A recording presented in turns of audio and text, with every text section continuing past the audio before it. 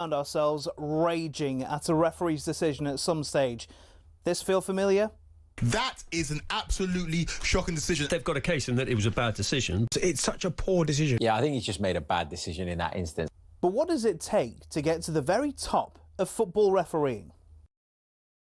Every referee starts with their county FA. It's a simple training course and you can take it as soon as you hit your 14th birthday. Once you've done that, you have to go through at least 11 hours of face-to-face training. You'll then graduate as a Level 7 official, which means you can take charge of county-level games. But hold your horses, there's still a long way to go to get to the Premier League. Your next step is to spend a year each at Levels 6, 5 and 4. This covers the top of the amateur game. Only at Level 3 do you start doing Northern Counties or Isthmian League level games, for example. If you've done this all quickly, you can reach Level 2 and ref your first National League match after, I don't know, 6 years? After getting enough experience at that level, you can apply to be a referee in the EFL. There's an interview, people watching you do games, and then, if the EFL are happy, you'll be granted a Level 1 licence to ref in games in League 2 and above. Now, they don't just say on you go to the Premier League, you have to work your way up through the divisions. Only after years of hard work and refereeing on cold Tuesday nights in Stoke can you be considered to do matches in some of Europe's very best stadiums. Now, who was the youngest to reach the very top? It was actually Michael Oliver. He reffed his first Premier League match in 2010 at the tender age of just 25. So if you want to follow in his footsteps, crack on. It'll only take you roughly a decade, thousands of hours of work and an incredibly thick skin. In total, there are 37,000 registered referees across England, but the PGMOL has only deemed 21 good enough for the top flight. That means there's not even a 1 in 1,000 chance you'll even make it in. Obviously, referees can make mistakes, but when you think about it, having a go at them is kind of like slating a brain surgeon.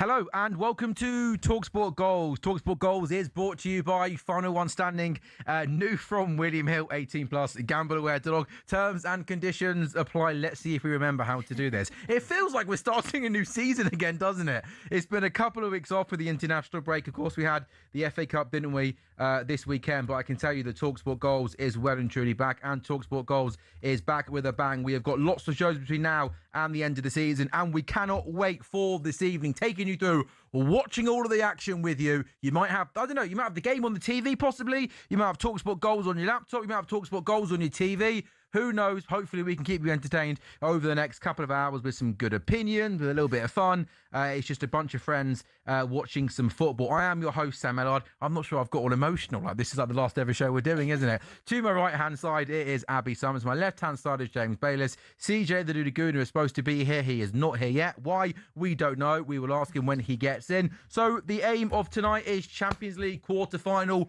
first leg. It's Sporting Arsenal. And my goodness me, it is Real Madrid versus Bayern Munich. That should be absolutely epic. Also as well this evening, Wrexham Hampton in the Championship.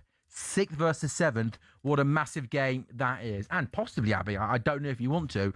We've still got some IPL action going on right now on our big screen. You could maybe possibly update people with the score. Do you want to do that? 22. 22. It's 24-2, we call it, not 22. But to be fair, if you didn't know what that looked like, I guess saying 22 is kind of what you're seeing, right? Yeah, I mean, I've been to cricket once, maybe twice in my life. Yeah, that's it. Who was the last person you went with to the cricket? Actually, producer Jamie to the cricket. I remember that, because I was with my friend Grant. We were going to meet for a drink. Yes. Obviously, I wasn't allowed to come. Unbelievable. I did not say that. It's one of those ones where it was like, oh yeah, we're leaving soon, don't come. One of those ones. I definitely never would have said you couldn't have come. Abby, how are you? Yeah, good. Missed you. I know. Good to see you. Welcome back, JB. I feel miles away. Yeah, You're very far. I know. Very far by the way, away, Abby, darling. I'm loving this kind of like pink. Oh, Sam loves a zip-up top. I love a zip-up top. He loves it. He loves a shacket and a zip-up top. Oh, yeah, this evening, though. Yeah, this is very nice. Yeah, would you like I like it? this very M&S. It's the sun. Is it from M&S? There's nothing wrong with M&S. Is it from M&S? I don't know. You tell me. Next.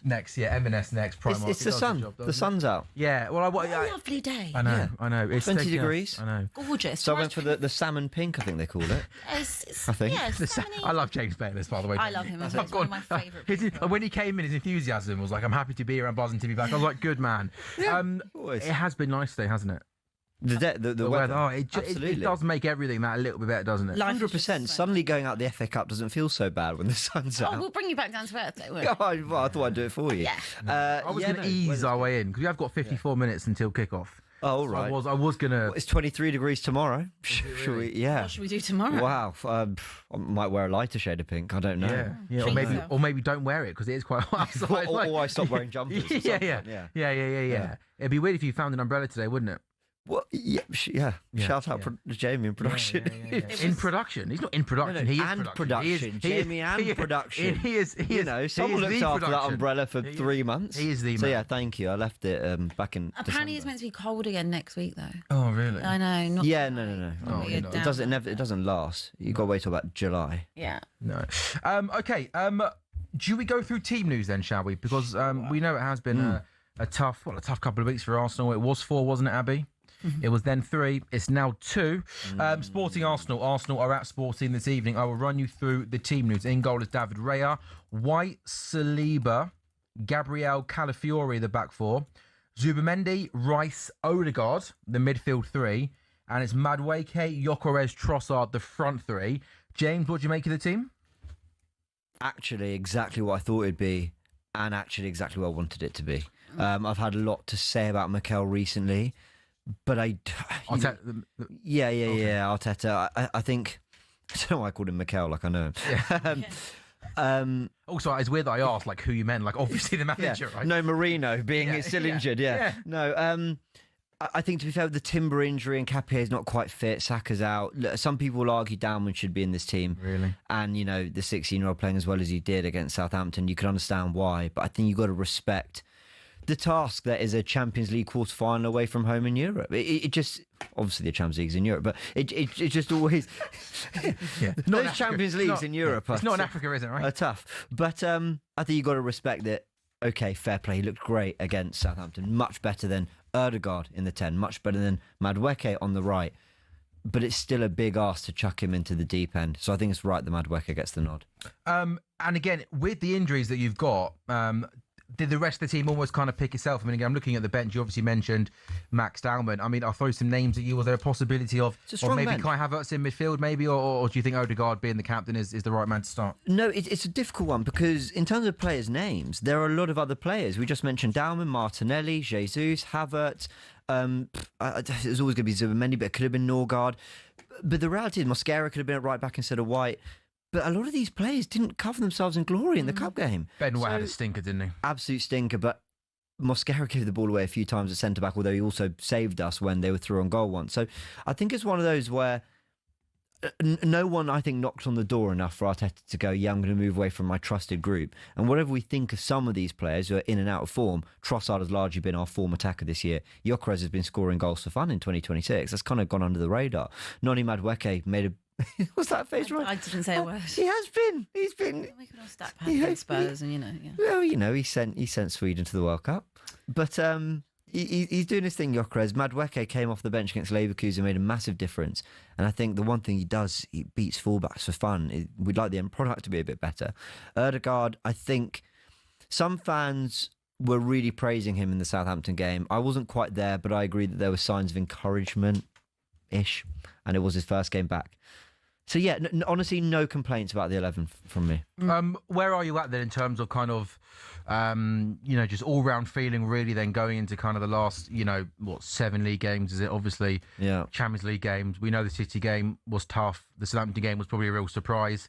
Do you bounce back tonight, or are you kind of worried that this could really not affect the team confidence-wise and then on the pitch, mate? Arsenal's... This has been a thing with Arteta almost since we got semi-good when we were challenging for top 4 with Tottenham. Arsenal's bad... With who, sorry? With Spurs. About Was that a thing? Was that a thing? Yeah. Spurs used to do. It feels like a long time ago, Abby, doesn't it? The Spurs used to do Champions League finals and stuff like that. Spurs used to be a proper team. Yes. Good stuff.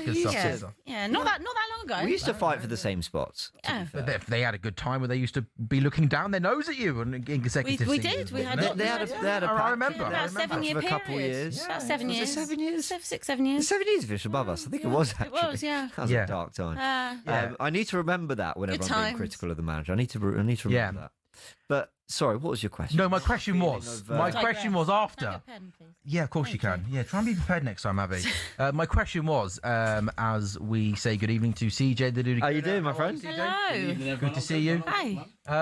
Just all-round gut feel. Are you confident you're going to bounce back, or was there a little bit of trepidation now, given what's happened the last couple of games? Right, so I remember. So what I was going to say was Arsenal's bad patches come in like 3 games.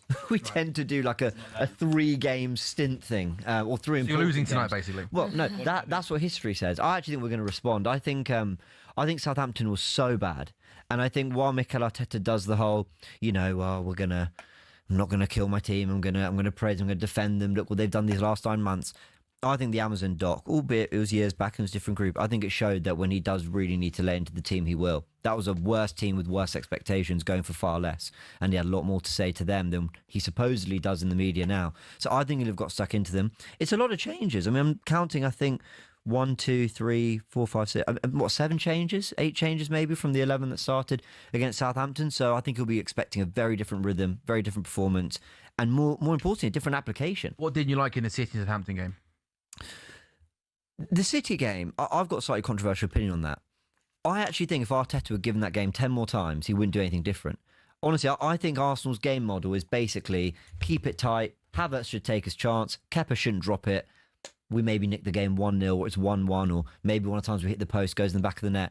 I don't think Arteta wants this really open, expansive game. And I think he would feel that, you know what, another day we might have beaten City. Now, that's not my opinion. I think City totally deserved it and played us off the pitch. But it wouldn't surprise me if he looked at that game as, you know what, do better in both boxes and you win it. With the Southampton game, I think it was about application. I think the players looked miles off it. Gabriel wasn't getting to balls quickly enough. It felt like the strikers had the run on him. We weren't beating our fullbacks. We weren't striking the ball in front of goal with conviction. There weren't forward runs. They didn't park the bus, Southampton. They had a go. Yeah, it was an open game. Yeah. And I keep saying this thing, like sometimes we're playing football like we're playing rugby. Like we carry and then pass back. And then we carry and then we pass back. Almost like there isn't like that forward purposeful run until Kai Havertz does it and we score. So I think it'll be application really from Arteta. And I think from the Arsenal fans for that Southampton game that really disappointed us all. That sense of like, come on, like you think you were just going to walk your way into a semi-final again. And I think that was a big wake-up call for the team. CJ, how are you feeling then going into this game after obviously a couple of tough setbacks for Arsenal? I think James is spitting facts. The main thing today is reaction. Obviously, we lost the cup final. Don't need to explain to you why that's poor. Did not react against Southampton for whatever reason. We need a performance. We're going against a team that's got a very good European record. Obviously came back against Bodø Glint. They're not going to feel sorry for us. It's a massive week for us when you can't look beyond this sporting game, but you've obviously got Bournemouth at the weekend, another team that's got an unbeaten run. You have to perform. We beat them last year. They actually, with Mikel Arteta, dumped us out of Europe. It's going to be a difficult game, man.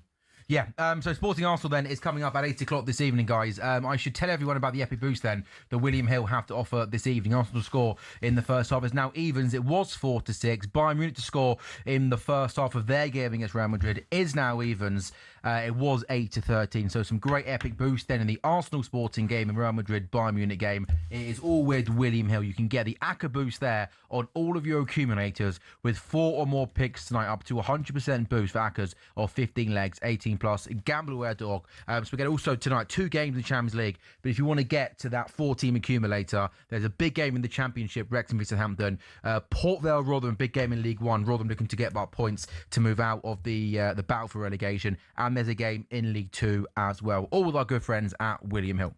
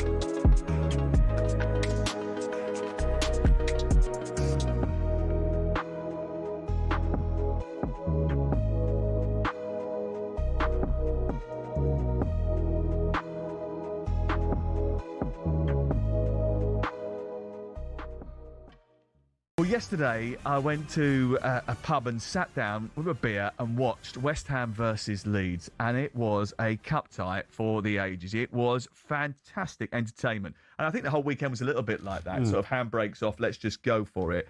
But Leeds United deserve a lot of credit because they could have crumbled when they let in 2 goals in stoppage time. I don't know where West Ham were for the first 91 minutes, but certainly later in the game they came into it. They did have a couple of goals disallowed in extra time as well. And by the way, I'm the biggest advocate of getting rid of extra time and going straight to penalties. But yesterday might have maybe changed my mind. Yeah, agreed. I mean, much like when I scored at Fratton Park, I think I timed my run to perfection. Because, Sorry. How does an FA Cup quarter-final compare to your goal at Fratton Park? Because I turned up in the pub having had a family day when they went into stoppage time at the end of normal time. So I saw the last I bit. saw all the drama of the 2 West Ham goals. Castellanos going through and thinking he made it 3-2. And as you say, the extra time was absolutely brilliant. It was like a basketball match, which you don't normally get in that extra half an hour. We nearly got the story, didn't we, with a 20-year-old kid coming on and saving a penalty and making himself the hero. But, yeah, just a brilliant cup tie. And, listen, this competition takes a bit of a kicking, but I was at St Mary's Saturday night. That was what the FA Cup was all about. And try telling those Leeds and West Ham fans who've not been to a final or won the cup for decades, for generations, the FA Cup doesn't matter. I don't think superb. it does take a kicking. I think that's just a phrase that people use just to sort of, to blithely, actually, because I don't think it does take a kicking. I think we all enjoy the FA Cup. I go back to the last couple of years. Look at Crystal Palace's run to the FA Cup final and subsequent success. It's brilliant for the FA Cup.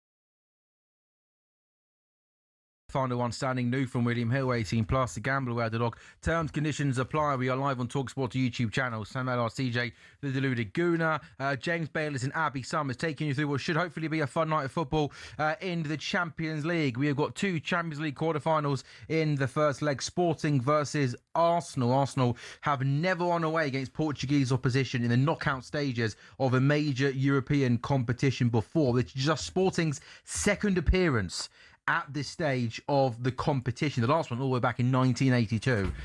So it's something for Sporting, but it doesn't happen too often. So Sporting Arsenal, 8 o'clock kickoff. The big teams for Arsenal is that Odegaard starts alongside Zubimendi and Rice is fit once again. Madueke gets... You might as well just walk, Abby. I'm going to be talking for a long time here. I mean, the lack of professionalism, honestly, is unbelievable here. Horrible. There we That go. was a short break. No, it wasn't. It was 3 minutes. Anyway, I'm still doing my little thing, Abby, okay? Real Madrid versus Bayern Munich should also be an hour. I mean, that should be a belter, by the way, guys, shouldn't it? Yeah. Cannot wait for that. Madrid-Bayern is already the most played fixture in major European competition history. All 28 of their meetings have come in the European Cup/Champions League, with 26 of them taking place in the knockout stages. Also, some big games tonight outside of Europe. Wrexham Southampton is 6th versus 7th. There is...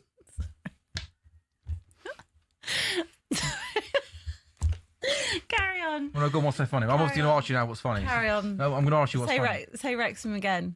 That was all. Wrexham. Yeah, it's his fault. Wrexham. Wrexham. Was I say it wrong? Well, how did I say it first time then? I don't think You said it.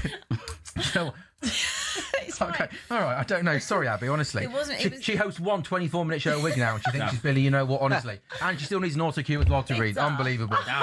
Outrageous. Wrexham v Southampton. Not even true, might I add. Where's my autocue, Jay?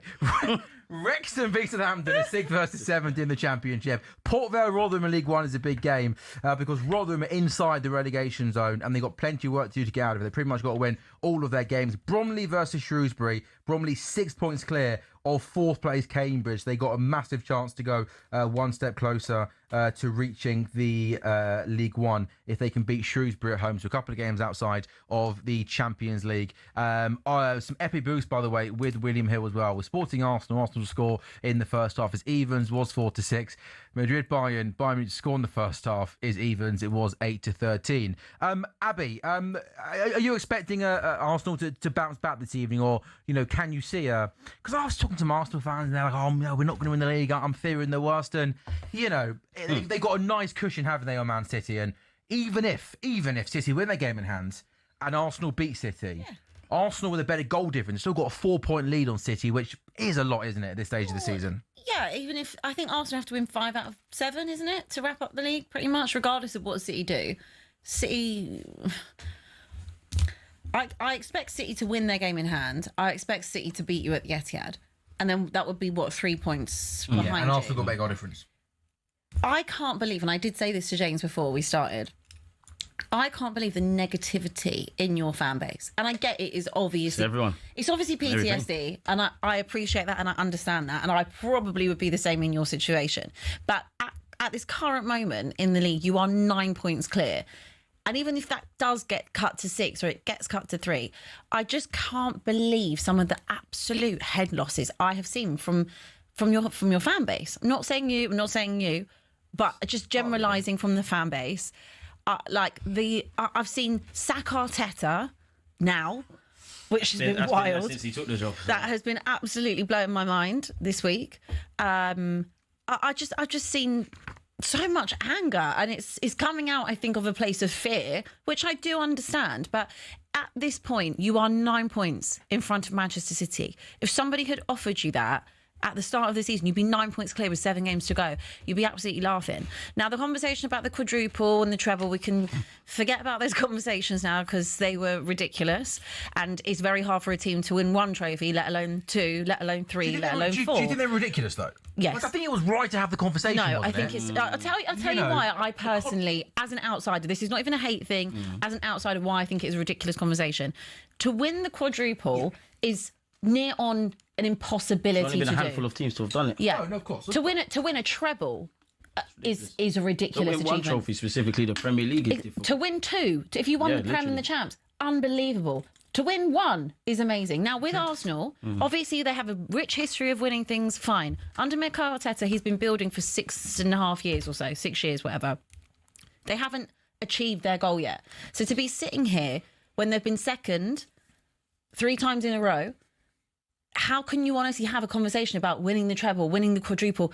Just focus on winning 1. Not saying you won't go to the final of the Champions League. Won't say that you won't win the Champions League as well. But the priority for this season, in my opinion, as an outsider, for Arsenal was to get over the line in the Premier League. Like, when you talk about winning a quadruple and winning a treble, that comes from teams that have experienced winning.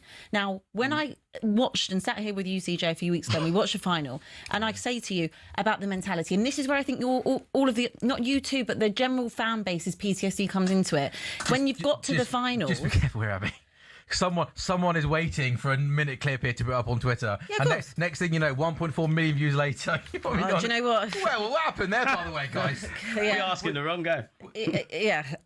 We digress. Me and CJ... That's what the goal show's meant for, isn't it? To Yeah. get clips, man. Smash the like button. It wasn't even our clip. Yeah, was it? Yeah, You didn't even know about it. Literally. 6-hour show, 90 seconds, and pour out. I woke up to madness. I didn't even know. But anyway, we've gone well off topic.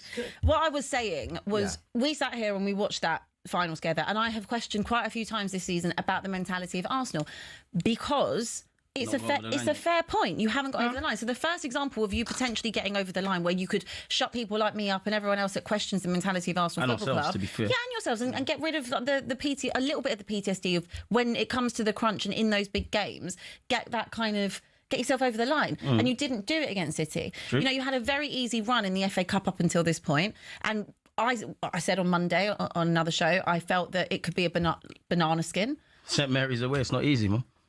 And it's a bit of a banana skin. How do Arsenal bounce back? And they didn't bounce back in a run that was very, very easy for them. So now you're in 2 competitions. You've got a 9-point cushion when it comes to the Premier League. You are playing Sporting, and, you know, with all respect to Sporting, you should easily be beaten. Nah, don't sleep on Sporting Lisbon, man. They've got a good record against them. They've earned the right to be here in the quarterfinals. I get it, but you're taking Sporting in the quarterfinal of the Champions League. I hear that, but football's not one on paper. We've seen this plenty of time. But if you were going for a draw, I've heard many Arsenal fans say they got the easier side of the draw, which they absolutely have done. That's good. It's not a Bayern, it's not a Madrid. I hear that, but the winners are on the other side. Like, history is kind actually to the opposite side. Everybody's here for a reason. Play the game in front of you. I hear what you lot are saying. I guess the general consensus, regardless regardless of the competition with Arsenal, and I definitely speak for the Arsenal fans I speak to, has been a reaction. Obviously, the League Cup didn't go to plan, the performance and obviously the result. We had to sit on that during the international break. Southampton, yes, a very different lineup. Yes, the dynamics have changed, but it kind of leaves you with that same old stench. And yes, there's many an Arsenal fan that can sit there and go, yes, we don't expect to win every competition. But when you compartmentalise stuff and look at it with a magnifying glass, could have done better in the League Cup final. You got to the final.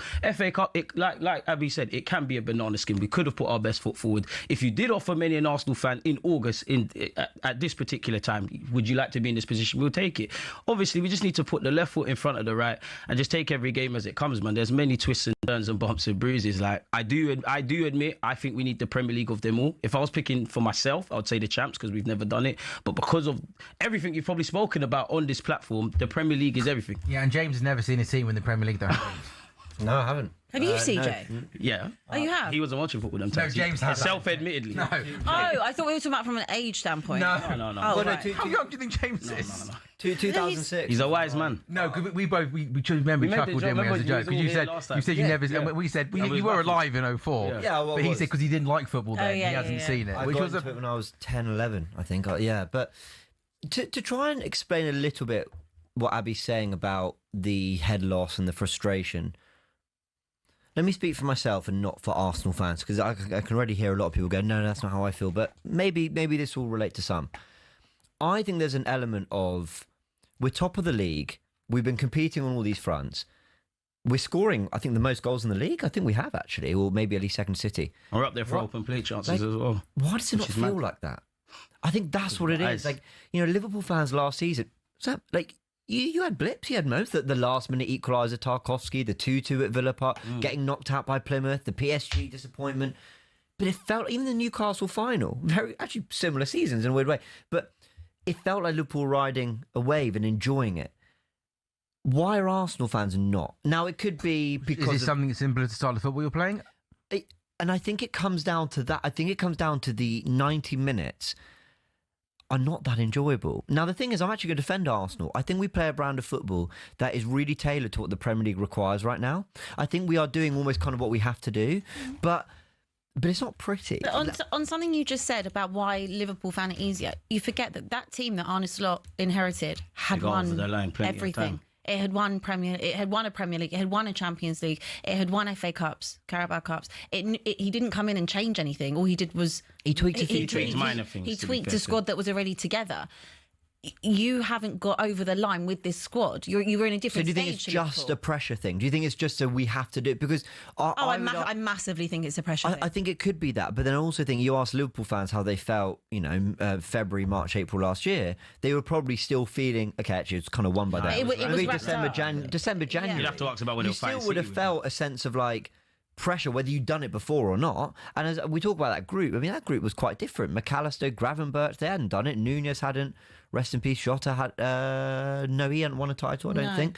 So there were a lot of players who were trying to get that done for the first time. Diaz hadn't won one. But the key spine of that team, in terms of a Virgil and a Salah, and they had enough, and Alisson, they had enough players. And the manager. Trent, they had enough players in there that had already achieved that and had already done that with Liverpool. I think with Arsenal, obviously, you look at that, and Gabriel has, even though Gabriel, Saliba, Rice, Raya have been your best players, none of them have actually got over the line when it comes to Arsenal. And I think also Salah had such a generational season where. And there was no pressure on Liverpool last year. No one really gave him a title challenge at all, if we're honest. So with Salah, the style of football was better because Salah was banging in goals every week. And your front line, your attacking players have been pretty poor. Like, that is another thing everyone's questioned. You're going to win the league most likely based off of defending. And however you win it, you win it. No, you lot won't care, and that's fine. But traditionally, if you're going to be winning a league, you see goals, you see sexy type of football. And it's just Not necessarily. You see, I think you see dominance. Yeah, I think that's the one thing you do see. We do dominate. We do dominate statistically. James, I think you made what you said is really interesting, and I apologize, I'm paraphrasing. You said, maybe some fans aren't enjoying it like they should be. You're not riding a wave of excitement. It's interesting because you're a few games away from winning the first league title in 20 odd years. Do you agree with that, CJ? Do you feel like they should be more fun? I think the fun starts when you finally get over the line. I do think, you have to. It's weird when you look at Arsenal. It's You enjoy the journey to it, don't you? I think we've done a lot of enjoying where, we ride the highs and the lows. I think many Arsenal fans can compartmentalize that. Listen, while it's not done, we can win a league title. While obviously at the same time, we're disappointed about the League Cup final. We're disappointed about the FA Cup. I think where our issue comes with, or for me, I feel like we're 90% of the way there. I feel the way we can dominate games, the way we defend, our low blocks, mid blocks, all of that kind of stuff. But in terms of wanting to play expansive play, I would say for my thing as well, Mikel Arteta, he has a plan. Like, he can walk into things knowing what an opposition's behaviours are going to be. But if there's like a spanner in the works, I feel in game, I don't feel he necessarily tries. I guess the point I'm looking for is, I think we shoot ourselves in the foot. And I think that kind of annoys me the most, but makes me the most optimistic in terms of our attacking play. Yes, on one hand, the Premier League football isn't exciting. We've obviously got Eze, we've got Gyökeres, who, to be fair, since 2026 has started, they're finding their feet. That's been the one thing with Mikel Arteta. I do feel, though, it's a bit white and black when speaking about Arsenal. It's either Mikel Arteta's the guy or not. I'm not being funny, and this ain't to alleviate Mikel Arteta of anything. The players, as you lot said, they haven't got over the line. How do you get over the line? You lot are the ones playing. And as there's got to be times in previous years where in whatever competition it's got to be, especially the Premier League, there's got to have been a time when you had a draw or you had a loss and you sat there and you knew that it was over. So it's all about defeating yourselves. Now we can sit here and cry, not happy to go at the FA Cup, especially in the manner. Definitely not happy to lose the League Cup how we did. Champions League, I don't necessarily believe we can get over the line, but put your best foot forward. Why not?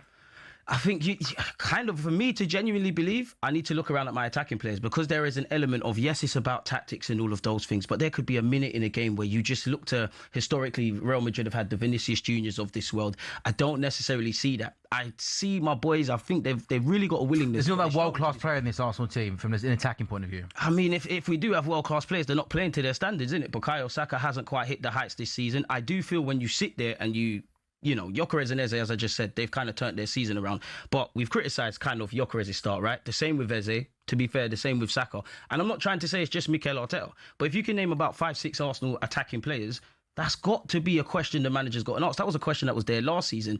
I don't feel I've learned anything new in an attacking sense.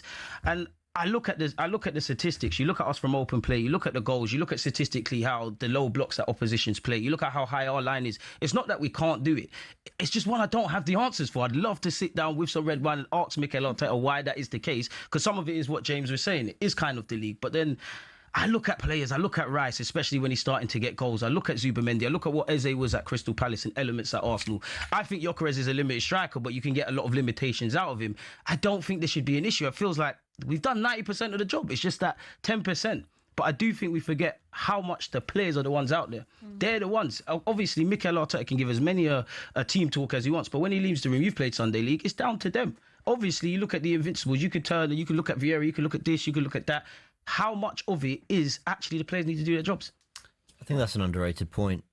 Odegaard, take your chance against Southampton. It's a glorious typical Odegaard kind of finish. And Havertz in the final. Yeah, Ben White, don't let the ball roll over your head. Exactly. It's just basics. And it's 1-0 to us rather than 1-0 to them. However, I think you make a great point there. How many forwards have to struggle before you start to go, none of you are good enough. We were excited about all of you at one point. I think two things can be true at the same time. I think you can ask questions of Mikel Arteta and also, this is my point, look at the players underperforming. Exactly. I think that the style and the system that Arsenal play, I personally don't think, and I think you two probably back me up on it, over the last 2 years, 18 months or so, you've massively gone away from that Arsenal style of football that we grew up on, right? Yeah. We have definitely gone away from that. That first season where you were challenging for the league and you weren't really expected to win in that first year, it was lovely to watch. Like Arsenal, a lot of them games were on knife edge. That's why we had to add the defensive elements to it. But you are generally right with the attacking play. In terms of the attacking play, you were a joy to watch, but you just needed a few tweaks here and there. And then he went so far away from it, being very cautious and a lot more focused on defending, a lot more being tight. It kind of sucked the life, I think, a little bit out of those attacking players. That's not to say they can't get it back. I think you need an upgrade. We've been saying for a long time, I think you need an upgrade when it comes to Trossard and Martinelli. I think their race has 100% been run. Now, Trossard has been brilliant, I think, for what was it, 25 mil you bought him for? Yeah, no, he's been a loyal servant, and to be fair, since the turn of the year, he's doing all right. But yeah, we've known we've needed a left winger. You need an upgrade on the left massively. And another centre mid. You do, and probably need another striker as well. Abby, can I be pedantic about what you said? Something that the football's gone more towards Arsenal being quite cautious. I don't know if it's cautious as much as it's just like Less expressive? like tactically obsessed almost. Now, what do I know? But But that cup final was cautious, mate. well, But again, he was outclassed by his mentor. But that's why I said Mikel It's Arteta so being interesting. proactive, because you could see, you mentioned the League Cup final, right? You could see the way Pep said, you know what, Kepa, etc. have the ball. Arteta's just going to die on his sword. But the approach to overall, we watched it. I would say that was a The second cautious half approach, though. The in-game management. The first half was cool. Yeah. It's the in-game management. But if you're a genuine Arsenal fan and you've been watching us, yes, I know we haven't been to League Cup finals, but there's certain elements where I've heard, especially James at the start of when I've sat down, there's certain things. It doesn't really matter what game it's kind of been. We're kind of talking and seeing kind of patterns. And if nothing changes in that regards, nothing's changing. She's jarring. Interesting, the cup final. We started really aggressive. We high pressed. We were creating turnovers. that We had against the Man best United. chance. You know, and then did we tire or did City just get better? You know, I don't think you can really blame a team too much for not having more of the ball against Rodri, Shirky. You have to be able to suffer. We made them suffer in the first half. Right, and I think we just. The cup final was a weird one. I wasn't that mad at Arteta or Arsenal about that final. I was mad at everyone. I thought, you know what, we got done. We got done on the day. That as well, but everyone. Southampton, I was furious. I just think the football has become more about. You see it with Arsenal. The ball goes out to the right, and it's the players doing what have we been told on the training ground to do. Now, maybe I'm being way too harsh. Arteta, you know, he says we barely have time to train, so maybe I'm completely wrong on that. But it just feels a little robotic. It feels like going through the motions. What I loved about Liverpool last year, and by the way, Liverpool tried to be this season, and it's cost them. This is why I say maybe the league demands something different. But Liverpool last season felt very instinctive, back to front, very quick. Just play the pass, just go for it, just put it to the back post, and then if you lose it, then chase the next ball. It felt really expressive. Now, for all I've said this, and I've been on here talking about our style of football and why it bothers me, I keep saying to Arsenal fans, if you were given the red button right now, hit the red button, and our football will become more expressive. We will be more inventive. We will attack teams more.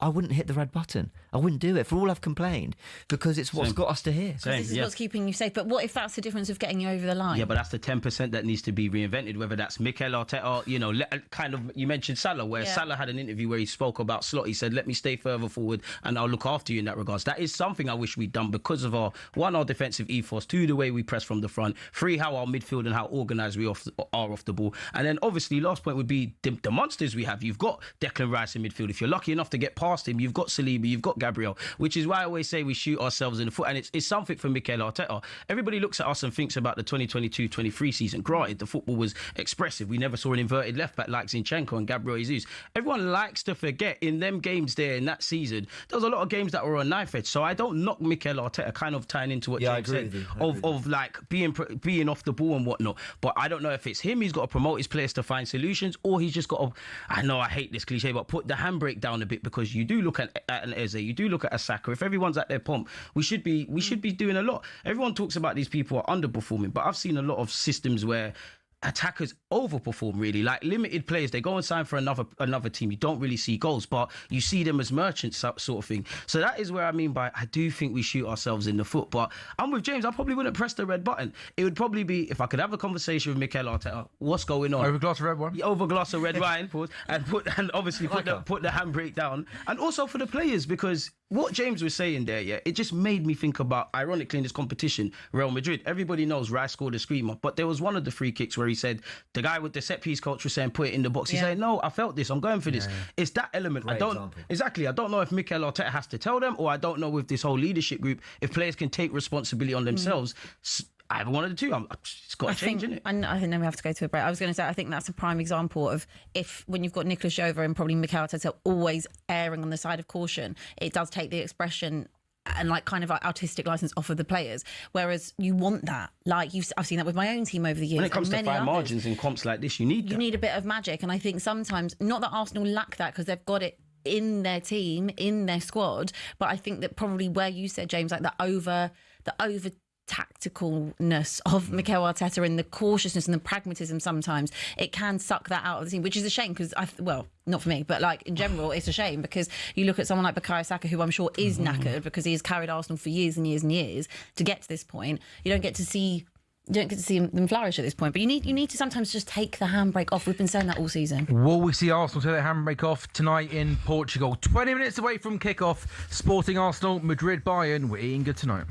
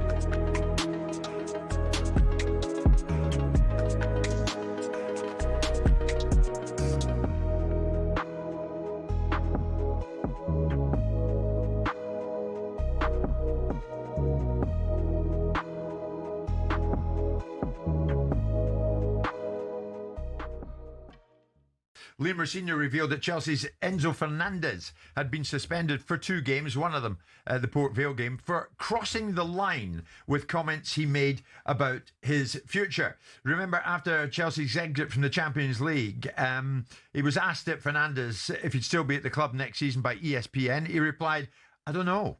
My focus is here now. Then the World Cup is coming up, so we'll see after that." And then during his time with Argentina, he was quizzed about various things with Chelsea, of course, very much in the conversation, and Real Madrid maybe in the conversation. Anyway, whatever he was asked came down to the city of Madrid. "I really like Madrid," he said. "It's similar to Buenos Aires."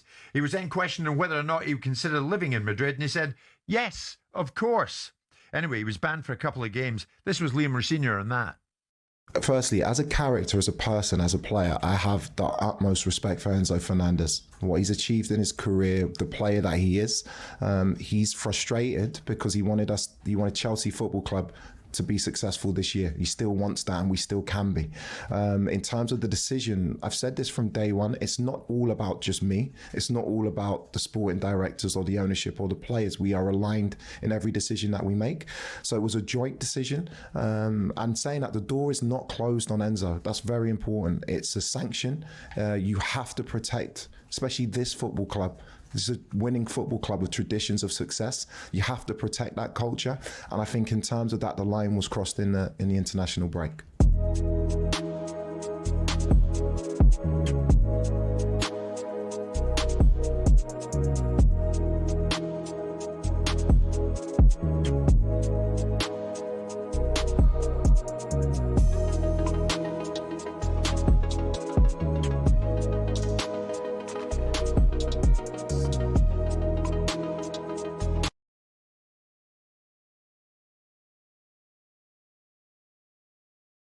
A very good evening and welcome back to talkSPORT Goals. talkSPORT Goals is brought to you by Final One Standing, which is new from William Hill. 18 plus, gambleware.org. Terms, conditions apply. Sam Ellard, Abby Summers, CJ the Deluded Gooner, and James Bayliss with us throughout the course of the evening. We've just had a very, very sensible discussion about Arsenal. Let's try now not be sensible for the next 5 minutes. Arsenal manager Mikel Arteta has defended his latest unconventional training methods after footage of his players balancing pens between their fingers while dribbling went viral. The Spaniard insists that these unique exercises are designed to foster clarity and commitment within the squad as they look to move past recent domestic cup disappointment. So essentially, Abby, they're facing each other in groups of 4 while balancing a ball between their heads and pens between their fingers. Can you elaborate on this? I mean, try it. Okay, go on then. Here we go. Yeah, sure. Right. Well, we haven't got a lid for that one, but let's try it. Are you sure you're not doing it the right way? Did you watch the vids properly? I'm going to pretend I'm Mikel Arteta, so this is how I would do it. So it's quite a fun game. Go up and down. Is that? Yeah, it's quite innovative. Go down. So See, what have you got there? Communication. Right. So this is even though I do think it is smart, man. I do think it's let's go left and right. Arteta's done it. I do think it's ridiculous, but I really see what he's trying to achieve. Like, you have to be as one. Up. Yeah. You have to move as Down. one. Yeah. You have to Left. be on this. That's my left or your left? Good point. Yeah. You have And to, that's communication. and it's Exactly. communication. There you go. So as a ridiculous, genius. like, look, he's done a lot of ridiculous things, the wallet thing, etc. Pockets. I like the light bulb. Do you know what? I Pockets actually think was that's good. genius. I think the The light bulb one, remind me? The light When bulb. he said that the energy from the stadium, The olive tree lights as up well. the It's the light bulb, is the standards. But or like, what was the other one he did Olive trees, dogs, my personal favourite, playing You'll Never Walk Alone, and then you lot getting battered like what? Yeah, but we've got better at Anfield. That's So I the respect full it. one. We So, have, like, but that one I did things find like it. that. better I actually understand the pen one the most. The pen one makes more sense. How he's come up with it, where he's come up with it, I don't know. But I felt very connected to you. No, there. I did. I reckon the ball one's probably quite easy. I'm guessing when you got because it's quite a big object to keep in the air. One ball in So between. do you? I've actually got a question to ask Abby now. So go for it. do you think? We're working together tonight. We've got a big show this evening. We just try to synergise together. Yeah. Do we have a football? With pens and fingers. Yeah. Do you feel like we're more united? Do you feel like we're more I together? actually feel the electricity between us. I feel that we are one. One. Shout out Arteta, Do you man. not feel that? Arteta. I felt it before the pen. Also, there was a lot of... Mikel Arteta's managing the goal shot. My I gaffer. feel like there was a lot of focus we and got a ball? concentration that went into that. You're going to break stuff, A man. lot of concentration that went into us keeping the Yeah. pen solid, just balancing on a finger. So, let's see if it works. Respect to you for understanding it, Abby, and looking at it, because I thought it looks as a team building exercise, but obviously the internet has its fun. The internet's The, gonna- the one thing though that like people need to remember with these managers, more often than not, they're trying to control the narrative. So here is everyone on media stations online talking about building exercises from a 15-minute open training session. And Arteta's gone, yeah, we'll keep the tactics away. You haven't seen any of that. We're all talking about Let's this. have fun today, No man. one's Tick box talking about, Kai Havertz struggling the other day, Martinelli struggling, the return of some players. That's your story. Have fun with it. You ridicule Mikel and everything else. We can just worry about everything else. It's clever, man. You've all seen that. He's got a little exercise out there. He's shown We're the talking world. about it. Gives us content. Playing chess, man. Yeah, but it's like, It's different, isn't it? Right? Yeah. It's very David Brent. Kind yeah, of it's very David Brent. It's very very Peep Show esque, but it's The phone pocket one was funny, wasn't it? That was. I thought that was so funny. I'm not gonna lie, that is genius. On a serious note, Abby, did you think the pickpocket one was a good one or not? No, do you I thought that feel was a weird What was the message? Stay alert at all So, times. Abby, can you explain? always check your shoulder. Can you explain the pickpocket one for us, please? I think that's what it was. Go on. Look what's around you. Throughout Be like a alert. Look, ceremony or check- something, track, people pickpocketing. Track where your man is. I think that's what that aware of your was. I'm surroundings. running away to steal your phone while you're doing that. I couldn't be bothered to get up, to be honest with you. And it'd be quite big, wouldn't it, if I just got up, If you just got up and took my took your phone. Yeah. It's good. I think it's good content. Yeah, I agree. Fair play to him. Super Mick, man. And It's this like when they got Win the Dog and called it Win. Yeah, who don't like dogs, man? Come on. Oh my god. That's not quite the point he's making, though, is it? She's not. There we Get go. some more. Your mates are having that one. Abby Summers hates dogs. Yeah, let's go. That's the 5-second clip now. Clip that, 1.3 you million got it. views tomorrow, right? Everyone knows I'm obsessed with dogs, so Do they? I saved it. It's a cute dog. And we got olive trees as well. I literally bought. In I Iceland? saved a dog. No, from Montenegro. Oh, Montenegro. I literally sorry. saved 2 dogs. Okay, that's good. I think sometimes the manager's message, how many games a season? Between 38 and 55, 40 something like minutes. that, right? Yeah, exactly. And the message must get stale a little bit. Do you remember when the photographer, McFarlane, did that speech. did the speech pre-Tottenham? Yeah, and it yeah. worked. But sometimes Anything they're... would work against us, James. Sometimes it's true. Don't be But silly. sometimes you I love this speech, by the way. I love this club. Yeah. No, but sometimes you need to feel that, man. This is why you're in a Exactly. job, if I'm honest with you. You need to feel that energy. And the point James is making is great. Is like sometimes you need to hear a different message from a different someone. Sometimes they could be those connected. Sometimes it could be out in the community. Or 9 times out of 10, Mikel Arteta and the players.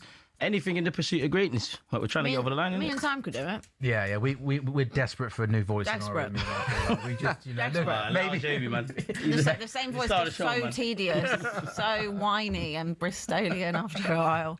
Hey, Roy Hodgson's Bristol Army. Yeah, come on. Oh yeah. You look thrilled. I did his first game, Abby, at Charlton. How was? They won 2-1. I interviewed Come him on. after the game. Was that nice? It was cool. It was really nice. Yeah. He was a really cool Seems guy. a cool actually. guy. Yeah. Seems a cool. We should get him on the show, shouldn't we? Right, we are 11 minutes away from kickoff. There are the Arsenal fans who have made that travel to Portugal. So, James, I don't mean to. And both of you, CJ, really. Like when you boys are out and about and at the Emirates, do you get recognised quite a lot? People asking for selfies and stuff.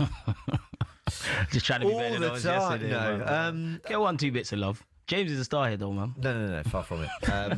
No, You've both got fans. The Emirates. You got fans, Supporters, DJ. supporters. I learned one thing about you. fans. You've got fans. I'm never disagreeing with you ever again on anything in the world of CJ has football. an army. Petrified of your mates. on Big Twitter. them up. Big them up. Big them up. So you've got a DJ whole Nation, army. big you up. Like, no, I'm trying to. You've got fans. Arsenal fans of the Emirates are just great in general. Like, Yeah. I think the Emirates is such a great, like... Oh, you had to.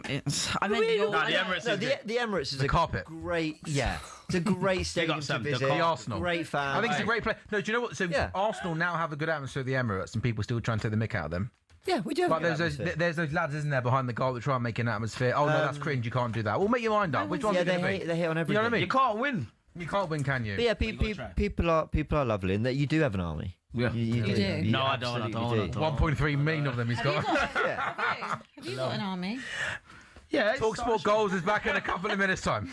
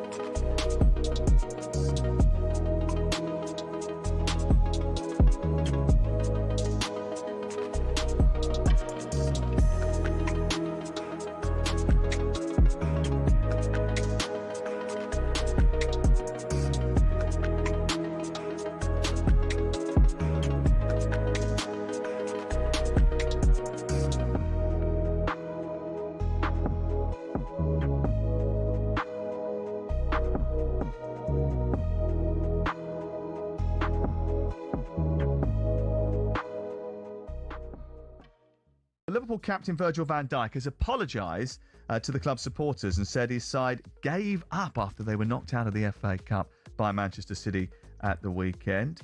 This is what he said straight after the game. It's all the responsibility. We're the ones not performing on the pitch, but we know how the world works and we have to stick together, even how difficult that is. It's just a big blow that we're out of the FA Cup because up until the penalty, I don't think there was any issues. At the moment, I can only speak for myself that this is a big blow. This is tough to take, especially the way second half. But yeah, the reality is that midweek there's a hungry and very good PSG waiting for us. You could say the only good thing is that there's 2 games to be played. But even in between those games, we played a tough game against Fulham. So yeah, obviously in my time at Liverpool, we have been going through tough times, and at the moment it's a tricky one as well. Yeah, tricky one, and there's lots of mitigating circumstances with Liverpool, and I think we all should always have to remember that. But is he deflecting from his own dip in performance by suggesting that we gave up? Well, he was certainly one of the biggest culprits. They were in the game. Should he have taken more ownership on that? Not just on Saturday, but over the course of the season as a whole. I don't think he's been a great leader this year.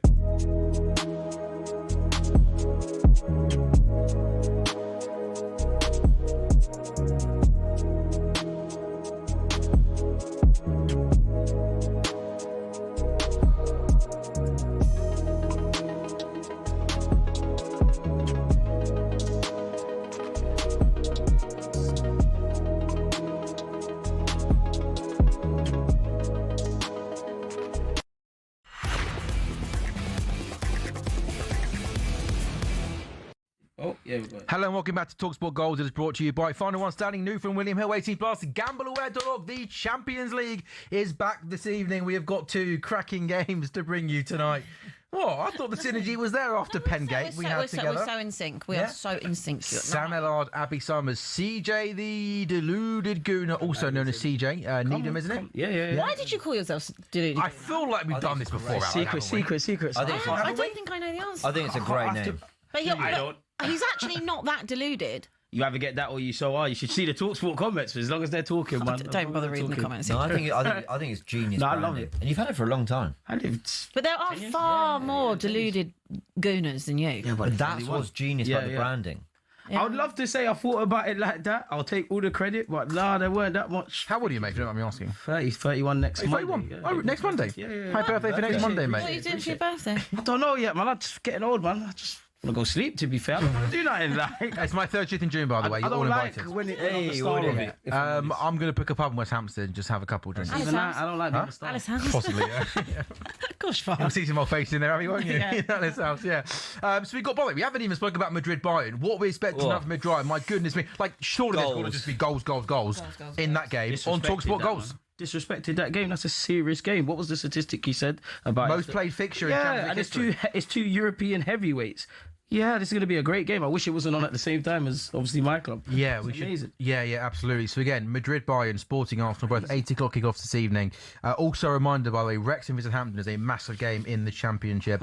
Wrexham, 64 points in 6th place. Hampton, a point and a place below them in 7th. And of course, Hampton are 15 unbeaten, by the way, in all competitions. They are timing their run into the playoffs to absolute perfection. Port Vale leading Rotherham by a goal to nil. Rotherham 11 points away from safety. Port Vale beaten by Chelsea on the weekend are rock bottom of the table. They won't be staying up. Bromley, top of League 2, are at home to Shrewsbury today. Guys, we'll take another quick break very shortly, but just Arsenal boys, how are we feeling then? Champions League quarter-final, guys. It's a big one. Yeah, I'm really excited. I mean, you've got to think that this is really the business end of the season now.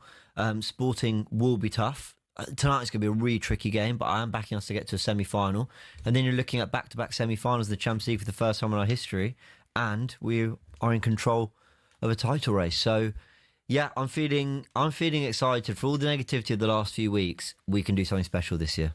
I promise you, one more break, and then it is Sporting Arsenal, Madrid Bayern. It is a massive, massive night of Champions League football. talkSPORT Goals taking you through what should be a fun night of football.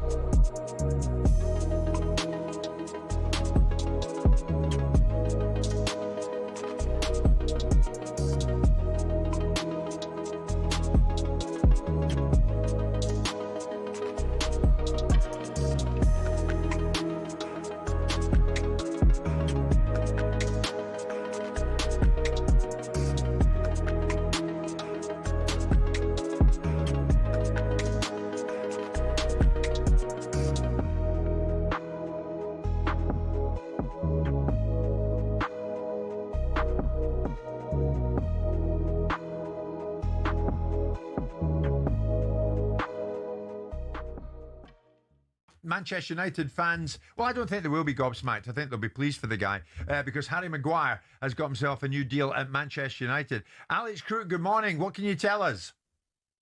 Good morning, Jim. Good morning, Simon. Welcome back. Yes, Harry Maguire has committed his future to Manchester United. He signed a new deal until the summer of 2027 with the option of an extra year. I can also reveal Kobbie Mainoo is close to agreeing his new deal at Old Trafford. So two players being tied down by United. Maguire says representing Manchester United is the ultimate honour. It is a responsibility that makes myself and my family proud every single day. I'm delighted to extend my journey at this incredible club to at least 8 seasons and to continue to play in front of our special supporters to create more amazing moments together. Jason Wilcox, Director of Football at Manchester United, he's quoted in the statement as well. He says Harry represents the mentality and resilience required to perform by Manchester United. He also describes Maguire as the ultimate professional who brings invaluable experience and leadership to our young, ambitious squad. So Harry Maguire committing his future to Manchester United. Isn't it amazing, Alex, what a difference of a few months and a new face in the home dugout makes? Because at one stage it looked like Maguire and certainly Mainoo had next to no future at Manchester United under Amorim. Absolutely. Maguire wasn't first choice by any means at the start of the season. Kobbie Mainoo wasn't getting into the team.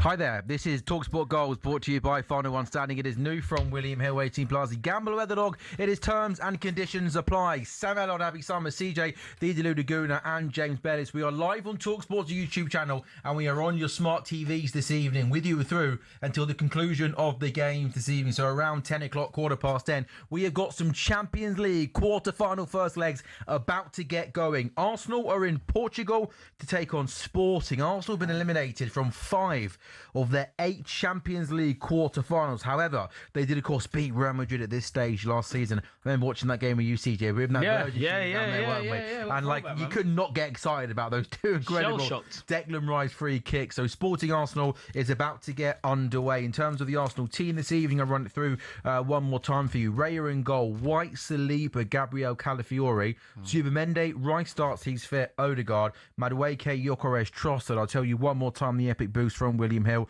Arsenal to score in the first half is now evens, was 4-6. And also with William Hill, you can get an ACCA boost on all of your accumulators with 4 more picks tonight, up to a 100% boost for ACCAs of 15 legs, 18 plus, gamble away at the dog. Also tonight, my goodness me, Real Madrid v Bayern Munich. Bayern Munich, they were winless in the last 9 games against Real Madrid. Real Madrid and Bayern Munich are the two sides with the most wins in the European Cup / Champions League history. That should be an incredible game. And yeah, I mean, just looking there at the two teams, and that Bayern Munich front four in particular of Elise, Gnabry, Diaz and Kane is frightening. Then again, Madrid's with Mbappe and Vini Jr. leading the line, not too bad. After, again, there are a couple of big games as well in the EFL this evening, including Wrexham versus Southampton, that's 6th v 7th in the Championship. Southampton are unbeaten their last 12 league games.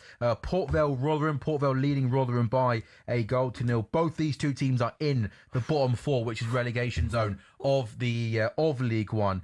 Port Vale 17 points off safety. They are getting relegated. Rotherham 11 off, but they find themselves behind 1-0 away at Port Vale. Bromley versus Shrewsbury in League 2. Bromley are top of League 2 on 80 points. The Shrewsbury, though, have won 3 of their last 4 games, but Bromley 4 points clear of third place Notts County, and most importantly 6 points clear of 4th place Cambridge. The top 3 all go up, so Bromley have got a 6-point cushion on 4th place Cambridge. Arsenal corner then, game about to get underway. How are we feeling? Let's have it, man. Let's do this. Is what it is.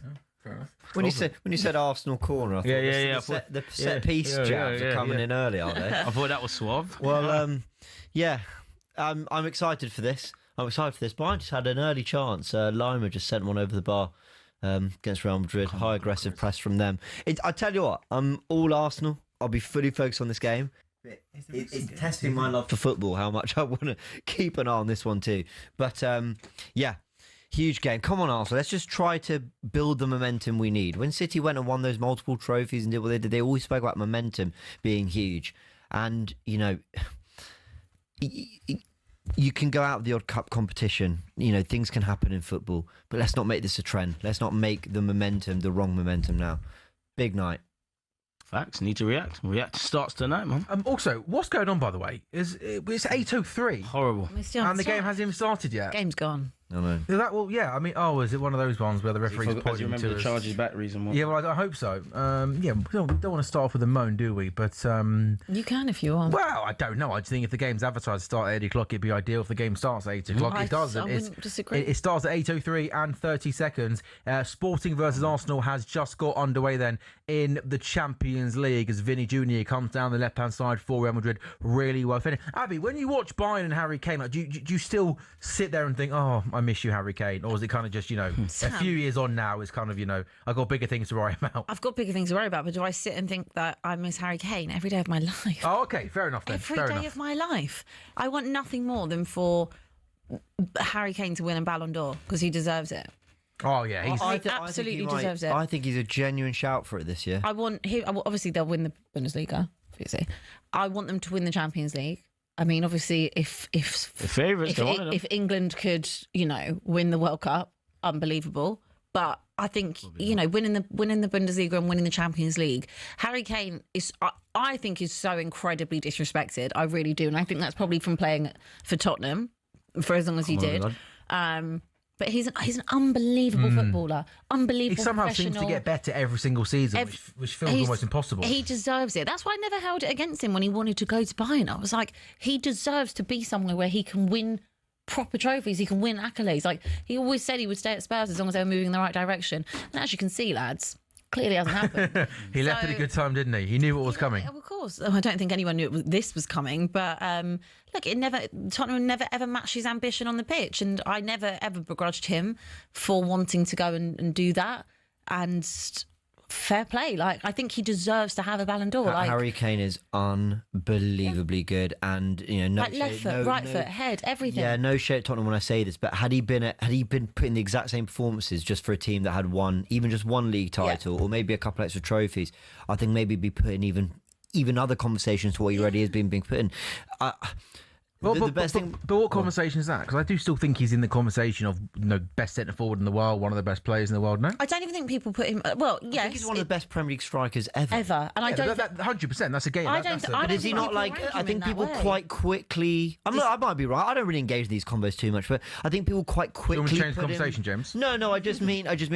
You know, I don't want to speak for other people. I feel like he's quite quickly put below a lot of others. I agree. For out and out number 9s. Yeah. Maybe out and out strikers. I think he's very, very. He gets his clout, man. I do. In the current game now, he is. He is. I think he gets his fair credit. I'll never ever forget them calling him a one-season wonder, right? Which he disproved time and time and time again. And I will never forget there was a conversation about should Calvert-Lewin start ahead of him for England, and I remember being like, I've never heard more rubbish in my whole. That's crazy. Life. Well, a lot of people thought he was done for England 2 years ago. Well, they don't know Harry Kane. He had a tough Euros, didn't he? He had a tough Euros, but so did most of the players did. Yeah. Who else are we going to bring if Kane don't? Phil Foden had one player of the year and had a terrible tournament. I still haven't seen Phil Foden never have a good game for England. Harry Kane, even though he had a bad tournament, and everyone's saying we shouldn't start, blah blah. It's not. Who are you going to start if you don't start Kane? It's up to the manager at the end of the day, you know, to start. He picks a team. I don't see anyone else. I'll never also forget. Remember, it was the Arsenal game, and he backed into, was it Gabriel or someone, and then he's got to come out and justify it in a post match. I've never seen that be replicated. It would be really nice if Harry Kane puts his free kick in the top bins, given we've just been waxing lyrical about him over the last couple of minutes. Elise might take that. Elise does whip that ball and it goes over the wall. Wasn't there a time where I think people used to say that he used to sometimes, when defenders used to jump. Obviously, they're in the air, feet off the ground. He used to sometimes back into. Is he the only striker that's ever done that? No, I'm not saying that. I've never seen another striker have to come out and justify him. Okay, but that's his tactic, Jamie. No, but I think the players. Yeah, it is possibly dangerous. I love Harry Kane. I mean, we don't need to grill Harry Kane. Oh, so if he does that in the World Cup, does anyone care? Of course not.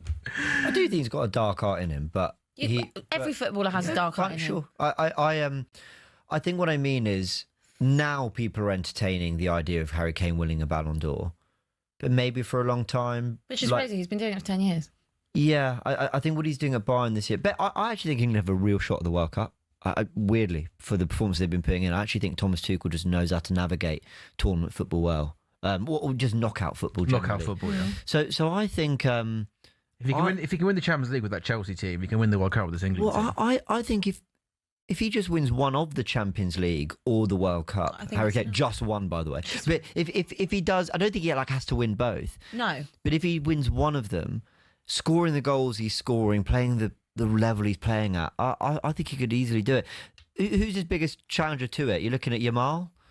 Yeah, but I think Harry Kane I think Harry Kane deserves it. The one thing I would say that people question constantly about Kane is, can he do it on the biggest stage at the biggest time in the biggest games? And that has always been a question mark. There's been plenty of semi-finals or a final that I have seen Harry Kane maybe not be fit for or not turn up for. That is a question for sure, but I still think that he deserves a Ballon d'Or. Like, he has been unbelievable for 10 years. Abby, I echo all of your thoughts. And listen, this Bayern team, Abby, got a great chance earlier this season of winning the Champions League. And by the way, they've started off really, really well this evening.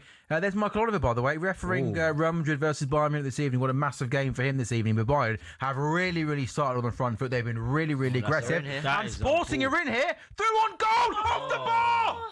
That was our ball. It completely cut our defence open. So jammy. Boys, relax. So jammy. And I think Sporting are going to have a free kick on the edge of the box. CJ, talk us through what happened there. Great ball through, and it comes off the bar. It was their centre half, Diomande, with the outside of his boot. If a centre mid did that, everyone would be waxing. What a ball! It's a fantastic ball. It completely cut our defence open, and he's very unlucky. He's cracked the crossbar, isn't it?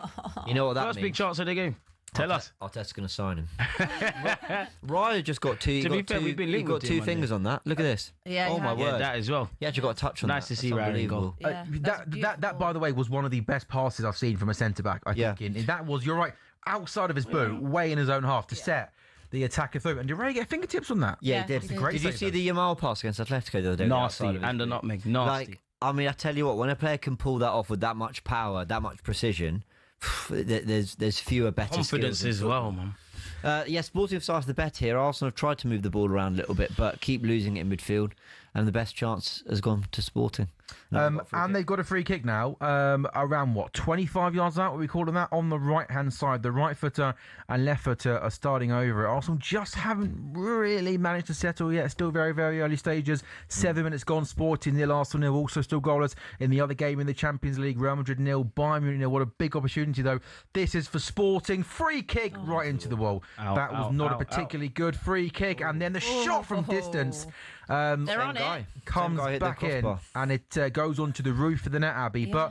But this will give Sporting encouragement, Abby. Yeah, they're absolutely up for it. They are on it. I mean, that was a beautiful, beautiful pass. But I mean, I wouldn't expect anything other than them to be on it. To be honest with you, like, they're at home. They haven't lost a home game in the Champions League so far. Yeah. They're going to be bullish. Whatever happens in the second leg is a different story. I didn't necessarily think Arsenal would go there and actually win comfortably tonight. I think I have this down as a draw, if anything. It's not the worst. But yeah, I mean, what Arsenal will obviously want to do is stay in it regardless. So would you guys take a draw tonight then?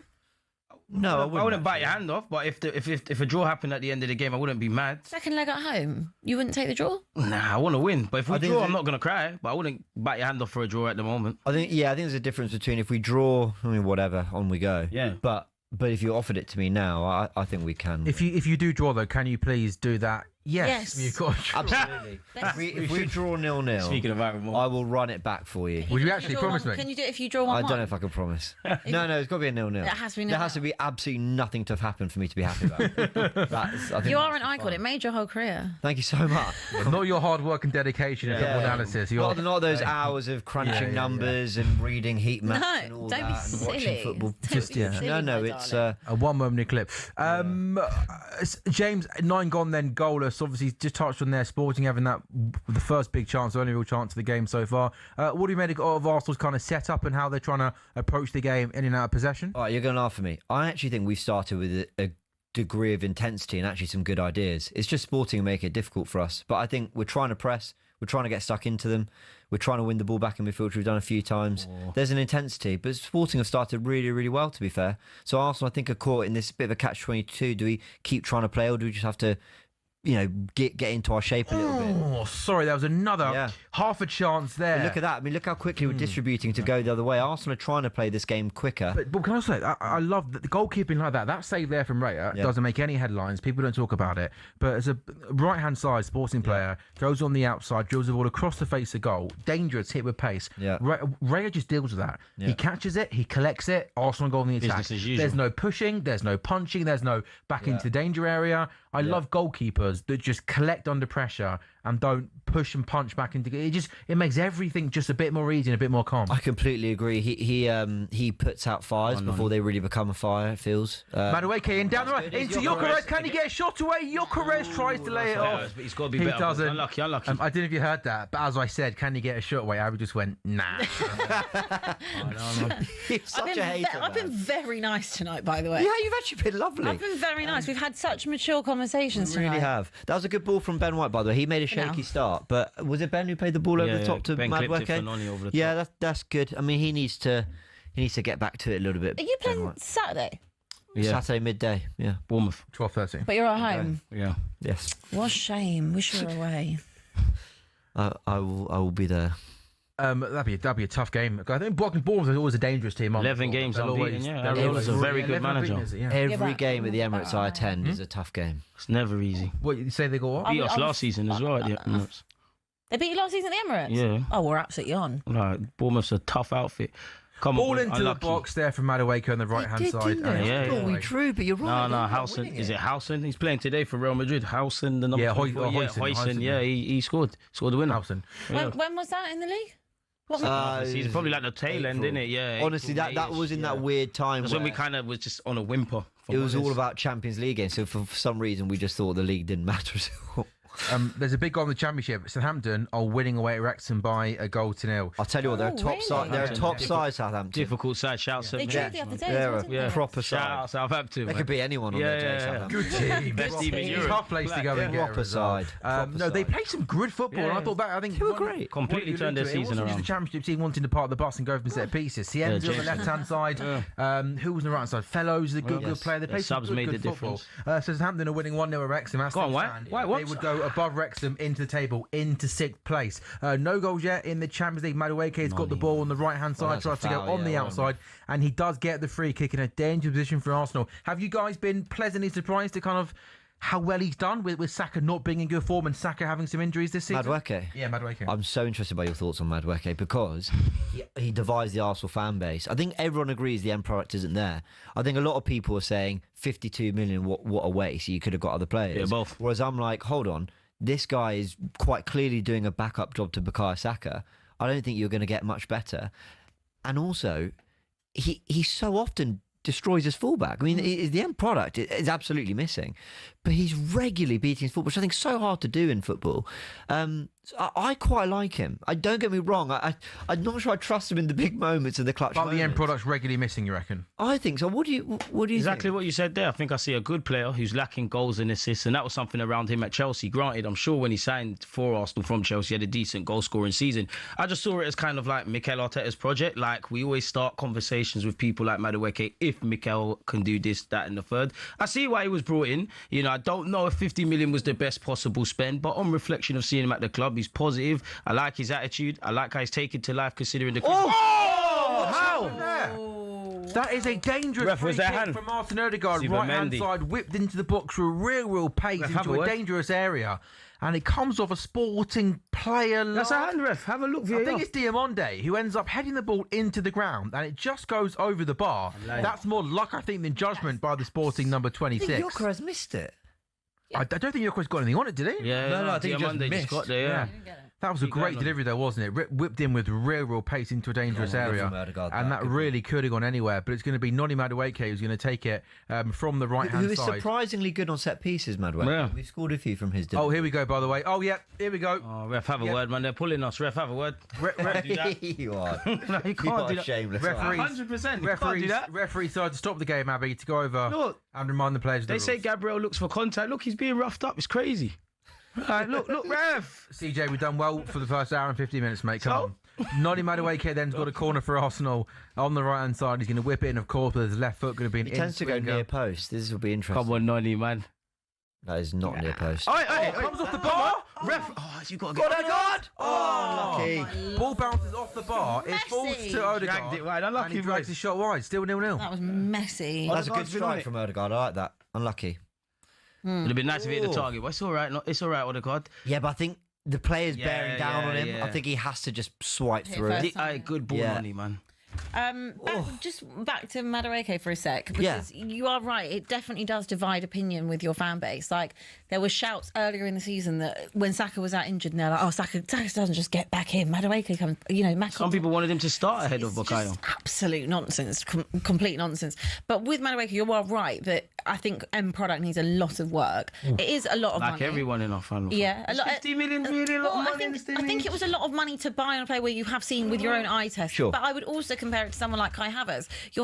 There was a lot of question marks whether or not you should or shouldn't have signed Kai Havertz. That's Arteta's project. I would say that. But do you not feel that a lot of your fans kind of warmed to Havertz? That's all you can. No, well, that's all you can do. You can have your opinion on a player before he obviously signs for your club. You can accept him for what he's bad at or good at or whatnot. But if they do all right, fair enough. Now on Kai Havertz, I don't really like you in central midfield. I do like the experiment with Gyökeres and what could be that, but we struck gold with him to a degree, or Arteta struck gold with him up front. I don't think we should have bought him. I'm not a fan of Kai in midfield, and I still think there's question marks to answer about our attack and obviously up front. But Kai's done the business. You look, I know we haven't got over the line, but 2023-24, he obviously was one of our more consistent players.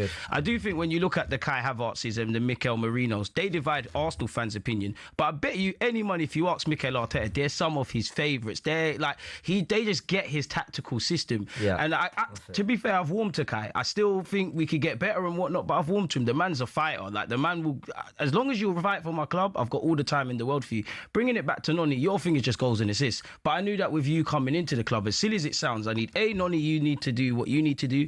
But Arteta, I thought he divided opinion. Show me why you're the gaffer and why I'm an armchair expert. Make it work. I do think we've got a lot of those footballers in the attacking ranks where conversations start of if and could and etc. And at some point, we need to address our forward line. We need to know this one's getting double figures, that one's getting double figures. But as James said, I can see why Noni was brought into the club. You're a good backup for Saka. Some people want you to start ahead of him, and I'll always defend Noni to a degree because whether I like a player or not, I wasn't a fan of like the petitions and all of that kind of jazz. And I think he's taken to it with a stride. And I also have to big up Arsenal fans that go to the Emirates. Like, they really have got behind him. I think. So Bromley 0, Shrewsbury 1, by the way. Bromley top of League 2, haven't 1 and 2, and losing at home to Shrewsbury by a goal to 0. Oh dear. If you can't do that, push him, ref. Go book him. Ever been to Bromley? Sorry? You ever been to Bromley? Yeah, I've actually. Have you? I actually did Bromley Ipswich in the second round of the Carabao Cup for talkSPORT, like second game of the season. Is that fun? Yeah, it's always a pleasure and privilege to be sent out and about with talkSPORT. It was a pain in the backside getting back there at Bromley in a midweek game late in the evening. Bromley's south, no? Yeah. South? Southeast. Yeah, southeast, Abby. Do you not know that? I haven't been to Bromley, no. No, never been to Bromley? I haven't been to Bromley. Maybe we should go together. I went to Rory Lane the other day to watch London Lions play. Oh, did you? How was that? Yeah, it was good. You're obviously very bored on your Easter It was the weekend. international break. Yeah, it was the bored. international break. That was last weekend, the Saturday, not the Easter one. Yeah, other lines. By the way, the Real Madrid Bayern Munich game is everything you'd expect it to be. It is just end-to-end football, basketball stuff. Bayern Munich had an effort cleared off the line. Vinny Junior cutting in on his left foot had a shot saved well by Manuel Neuer down to his left-hand side, and somehow that game is goalless. So Madrid 0, Bayern Munich 0, Sporting 0, Arsenal 0, Southampton leading Wrexham by a goal to 0, Port Vale 1, Rotherham 0, Bromley 0, Shrewsbury 1. I haven't even spoke to you, Abby. Maybe we can save it for Sunday. Haven't even spoke to you. You with us Sunday yet? Am I here on Sunday? I am here on Sunday. Haven't even spoke to you about the madness of what's happened at Tottenham over the last 10 days or so, eh? Do you know what? I've barely spoken about it myself. Yeah, I imagine. We did an Inside Spurs today, so that'll be out later. You got the guy you didn't want. Do you know, look, just like everything that gets clipped on the internet, if people would actually listen to the full clip, that you'd actually hear what I was saying. I didn't necessarily say I didn't want him. I just don't think I want him for 7 games, potentially. At this point, do I think that it's what you the need right thing? now, maybe not yet. I couldn't tell you, but then at the same time, I don't know what the right thing for us is to do. So hopefully it does work out and it's all good. Let it all work out, you know. But was that the clip where she was wearing a cap? Oh, this again. That's another. There was a lot of talk I just saw about it my and thought, cap. no, I saw that and just thought, that's not you, Abby. I don't know. It didn't feel very you. The boys came in one by one and went, "What's with the hat? Yeah. What's with the hat? I was like, why can't I wear a hat? No, you can wear a hat. It just didn't feel very you. I'm going to wear a hat on Sunday. Are you actually? I'm gonna wear a hat on Sunday. Seriously? Yep. Okay, I like that. That'd be cool. I've got it in black and brown. What colour would you like? You've got it in white? No, I don't have it in white. No, black or brown. Let's go black on Sunday. All right. Okay, Yeah. I'll wear my black. All right, there we go. On Good stuff. Sunday. So if everyone would have watched the full thing, I just said De Zerbi, I think, is a good manager. I think we're very lucky to have a manager like De Zerbi. But at this point, do I think it's a safe pair of hands? No, not really. No one probably is at this moment. No, but it wasn't necessarily what I felt needed. Even if you would have brought him in with 12 games to go, I might have That would have made more sense. It would have made more sense. Yeah. Or if we would have sacked Thomas Frank when we should have sacked Thomas Frank in December, you know, then have a bit more time. He needs time, but he's not got that. Exactly, and he's a manager that's got a very distinctive style of play. He's got personality. He's very combative, and that is something that doesn't always work out. He reminds me. Do you not think your players will buy into that though? Yeah, but I need them to buy into themselves at this point. Like, True. this is your third manager of the you need season. points Like, on the board, I don't feel like it necessarily even matters who is in charge. Like, if we stay up, it is going to be on those players. And the one thing I would say about him is I think if Tottenham are going to stay up, they have to play their way out of this. So I'm looking to see. I will be able to tell in the first 20 seconds of watching them on Sunday whether or not they've grasped anything. So they can't play in a way that Thomas Frank played, which is negative. They can't play in a way, whatever that was with Igor Tudor. I don't want to call that football, and I just another pointless waste of time. So with De Zerbi, he probably fits Tottenham a lot more stylistically, because it's a bit more Ange based. Yeah, you know, definitely. he likes to have those attacking fullbacks that invert. He likes this whole bait in the Some press. of the stuff his Brighton teams played, the football was really impressive. And I have no issue with the football. I think that's And lovely. Marseille, And to be fair. if we were sitting in mid-table, Yeah, I'd I say get that. wonderful. You're What a lovely basically, appointment. Abby, you're almost saying you love Sean Dyche for 7 games and then De Zerbi if you stay up. No, because I think I said But that to you a type of couple weeks manager, ago. Abby. I said Because about he's more of a Sean- firefighter manager, about, isn't he? About Sean Dyche, I actually listened to him this morning on talkSPORT. With Ryan Jordan. Yeah, and with him, I'm not turning my nose up at him, and I said that a few weeks ago. I don't think we've got the personnel to implement a Dyche style of play. I don't think it would work. What I wanted was, I think, safe hands. Who and whatever, I've given my opinions. We don't need to go over it again. But with De Zerbi, I just don't know. I don't know. And a lot of people are like, well, There's look at no the in between with him. Yeah, It's either like- going to be amazing, or we're going to be even worse. Yeah, but then I do think to Rather than myself, be 3 up against Sunderland after half an hour or 3 down against Sunderland yeah, after half and an hour. if I had to hedge my bets at the moment with us, I'd probably lean more towards 3-0 down. But with everyone's like, why haven't you seen the training video? Just so negative. Boys and girls, I don't need to see the training videos, okay? It's about match day, man. It's about the match day. And I've said I will make a judgment on this appointment on Sunday. Like, I will be able to tell if there is legs, if this is going to work. I think at any other stage of the season, not 7 games to go, it's a very good appointment and it would very much fit us. Maybe not his personality, but the way he plays football. But I can't give an opinion on it. And that's why I haven't really said much. I just said it wasn't what I necessarily thought we needed at this point. You know, But who Abby, knows? what's a lot of the convo that I've seen around De Zerbi has been about the football being kind of similar to Ange, and I agree. I think a lot of the players will have fun and buy into the style of play he wants to implement. I think what's a little bit underrated or maybe not spoken enough about with De Zerbi is he's really also hyper-focused on the press. Yeah. Off the ball, man to man, like being really aggressive. And it's kind of seen as an attacking tactic, but obviously this is off the ball discipline. Yeah. This is what you got to do without the ball. So glad you brought that. Exactly.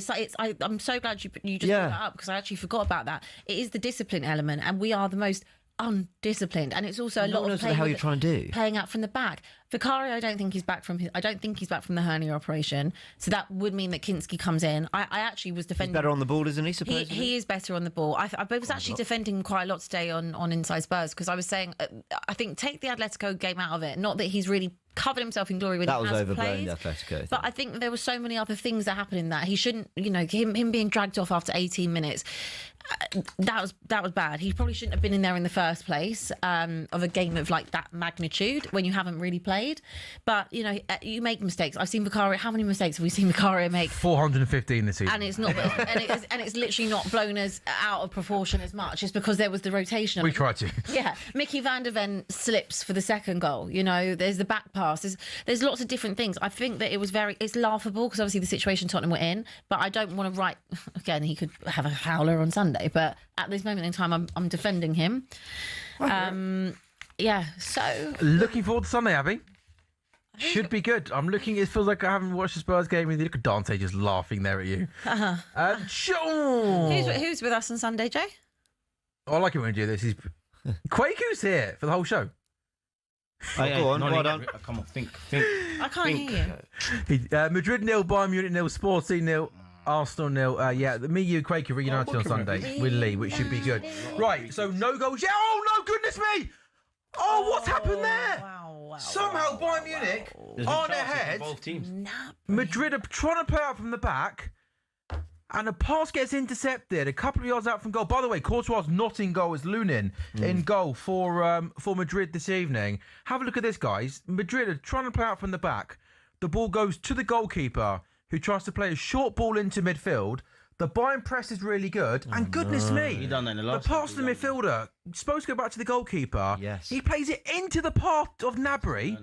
And Gnabry's first time effort ends up being saved by the goalkeeper. Gnabry just couldn't sort his feet out. That is a massive, massive chance for Bayern Munich. That game, by the way, is complete end-to-end football. Somehow it's still goalless. Both teams have had really, really good chances. Trent as well. Trent's had a couple of shots, hasn't he, CJ? We saw Vinny Jr. Force Neuer into it. So I'll say Bayern are maybe just edging that. Corner comes in. That's a really, really poor corner. Sporting 0, Arsenal 0. We mentioned that Sporting chance, didn't we, around 7 or 8 minutes in. Arsenal had a chance as well from that free kick, which the defensive header went just over the bar. James, how would you assess Arsenal's performance so far? We spoke earlier about the approach, the intent. Are you happy with that so far? I actually think Arsenal have done fine. This is a difficult... something happened. Yeah, Mbappe got played through. I didn't make that noise randomly. Mbappe got played through into the box, 1-on-1 with the goalkeeper from a tightish angle, tried to go across the goalkeeper, big Manny Neuer.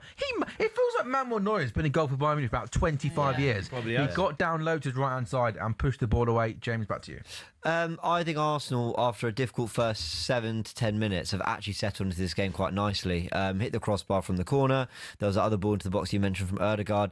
But actually, I think we've just done quite well to just keep the ball moving around a little bit. We're trying to find solutions through their press. Yeah, and they're starting to give the ball away out the back a little bit. So I think Arsenal getting some encouragement. Declan Rice cleaning up as he does on a few occasions when the ball's been a little bit end-to-end. It's fine. Look, we are, 1/8 into this Champions League tie. And Arsenal are away to a side in good form at home. I have to say, that is the first time ever in my 29 years of being on this planet that I've heard somebody say we are 1/8 into this tie, by the way. I've had we're halfway through the tie. But Abby, have you heard that before? I haven't, but I wouldn't expect it to come from anyone else. I did get to see it. It's only going to come from the guy wearing a pink salmon jumper, isn't it? Where's the camera? It's a nice jumper, though. It's wavy. No, I do like it, but it makes you look educated and clever. He is clever. He is. I see. It looks like you're about to go and teach maths. Very sweet of you, but I'm a fraud. I would never think you got the same grade as me in maths. I'm a complete fraud. Like, I didn't do that well at school. But thank you so much. What'd you get in your GCSEs? I can't remember. I didn't do well. But you knew, James, that clip was going to go viral of you, so you'd be fine. I played the system wonderfully. And now here I am on talkSPORT Goals. So thank you for having me. I reckon it's the glasses. I always feel smart when I wear mine. Okay, be honest. Do you think I'm as intelligent now? No, definitely not. Yeah, put the glasses back on, pal. Yeah. Anyway, I can talk about XG with these on. Yeah. We can't see actually. Not at all. So James, you can't even see the pitch without. So are we now 1.7 way through this? How much did it change over the last 2 minutes? Another 27th of the game as well. Yeah. Oh my word! Corner for Arsenal though. Much my eyes are adjusting. Celebrate. Yeah, another corner. So big chance. Big chance. I'll ask this question after the corner. I told you, near post. He loves it. Oh, free kick. Here's one for you. When was the last time Arsenal scored from a corner? Oh, it feels like it doesn't happen that much anymore, does it? Yeah. That's a good question. That's why I only ask good questions. A while back, genuinely. Anyone in the gantry? No. Yeah. Wait. Anyone up there? Chelsea, I think it might have been. I think I was here. Chelsea, Timber, 2 set piece. I think Saliba and Timber. Yeah. Could we fact check that, please? Yeah, man. Can we fact check that? Yeah. Probably about 5 games ago. If that. I think it might have been more. That's what's scary. I think we played a load of games. Poor Nicholas Jover's going to be under pressure, isn't he, in the next couple of weeks if he does? I don't know, man. I haven't seen the clip saying that's the only way we score on this channel. I don't know, man. I ain't seen it, man. That mural might have to be taken down of him. Southampton are now 2-up away at Wrexham Flynn-Down. What a Good team. Amazing. Brilliant They're team. good at home in the FA Cup. I feel sorry for anyone who's got to face them. They do things no one else in Europe does. Yeah. You'd imagine the form they're in going into the playoffs. They genuinely look brilliant against us. Yeah, That was the They've thing. turned their season around, man. Yeah, I did. Really doing good. Good It was years ago, but Will Still was there first kind of half of the season. That's a little bit more than an eighth of the way through the season. And they were like 16th, 17th, 18th for the first kind of half. Now look at them. The change of managers come in. I did the game at Fulham, which was in the last 16, and I was really impressed with just the way they pass the ball, ping the ball. What I loved about their performance against you is they wanted to. They could go long to the big man when needed, but also weren't afraid to play in around midfield. The 2 wingers are quick, pacey, and direct. They played around our press so easily. Yeah, they were confident possession, weren't they? Yeah. As things stand, Southampton would be in the playoffs. They will go to 6th in the table, and Wrexham would drop down to 7th. It's important. I need to be kept in the Yeah, you do, don't you? This is a more fluid Arsenal. Yeah, look where Calafiori is. Yeah, we've got Calafiori there. We've got Trossard next to Erdegaard, sort of in a more creative position. Ben White's been inverting, getting high a lot.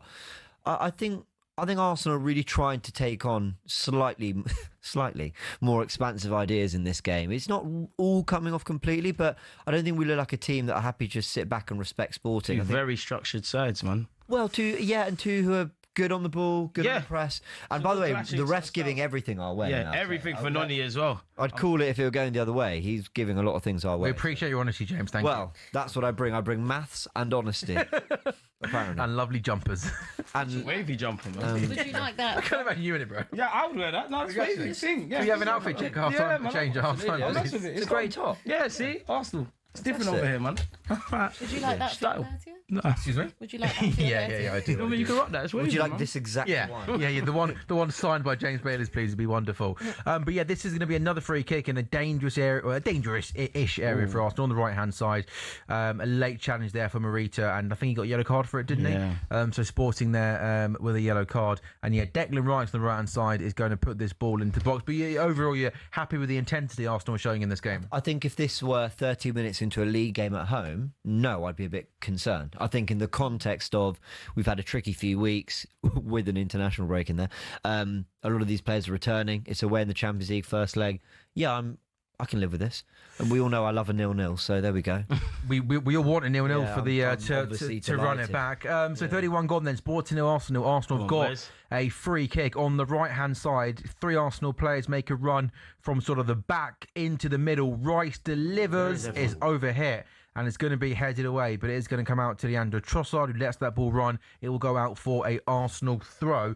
Victor Gyökeres up against his former club, by the way, isn't it? Which hasn't really been mentioned too much. Yeah, Gyökeres derby. The Gyökeres derby. Yeah, where are we at, team with Victor Gyökeres and how he's going this season? Goals, man. It's all he did for his country. He's doing his thing, man. It's so ugly, it's beautiful, as I always say. Big up Gyökeres, man. I actually think he deserves quite a bit of credit here because he's got something like 17 goals for Arsenal this season. For club and country, he's been in rich form. In all competitions. 17 goals in all competitions. But is it 17 for Arsenal? Yeah, and one of the highest scorers in 2026 in his totality. He's doing all right. For a team that we really criticise, our attacking football, how the individuals stand out, to have, but also I think what's more impressive, he's got something like 5 goals from his last 5 shots on target, something like that.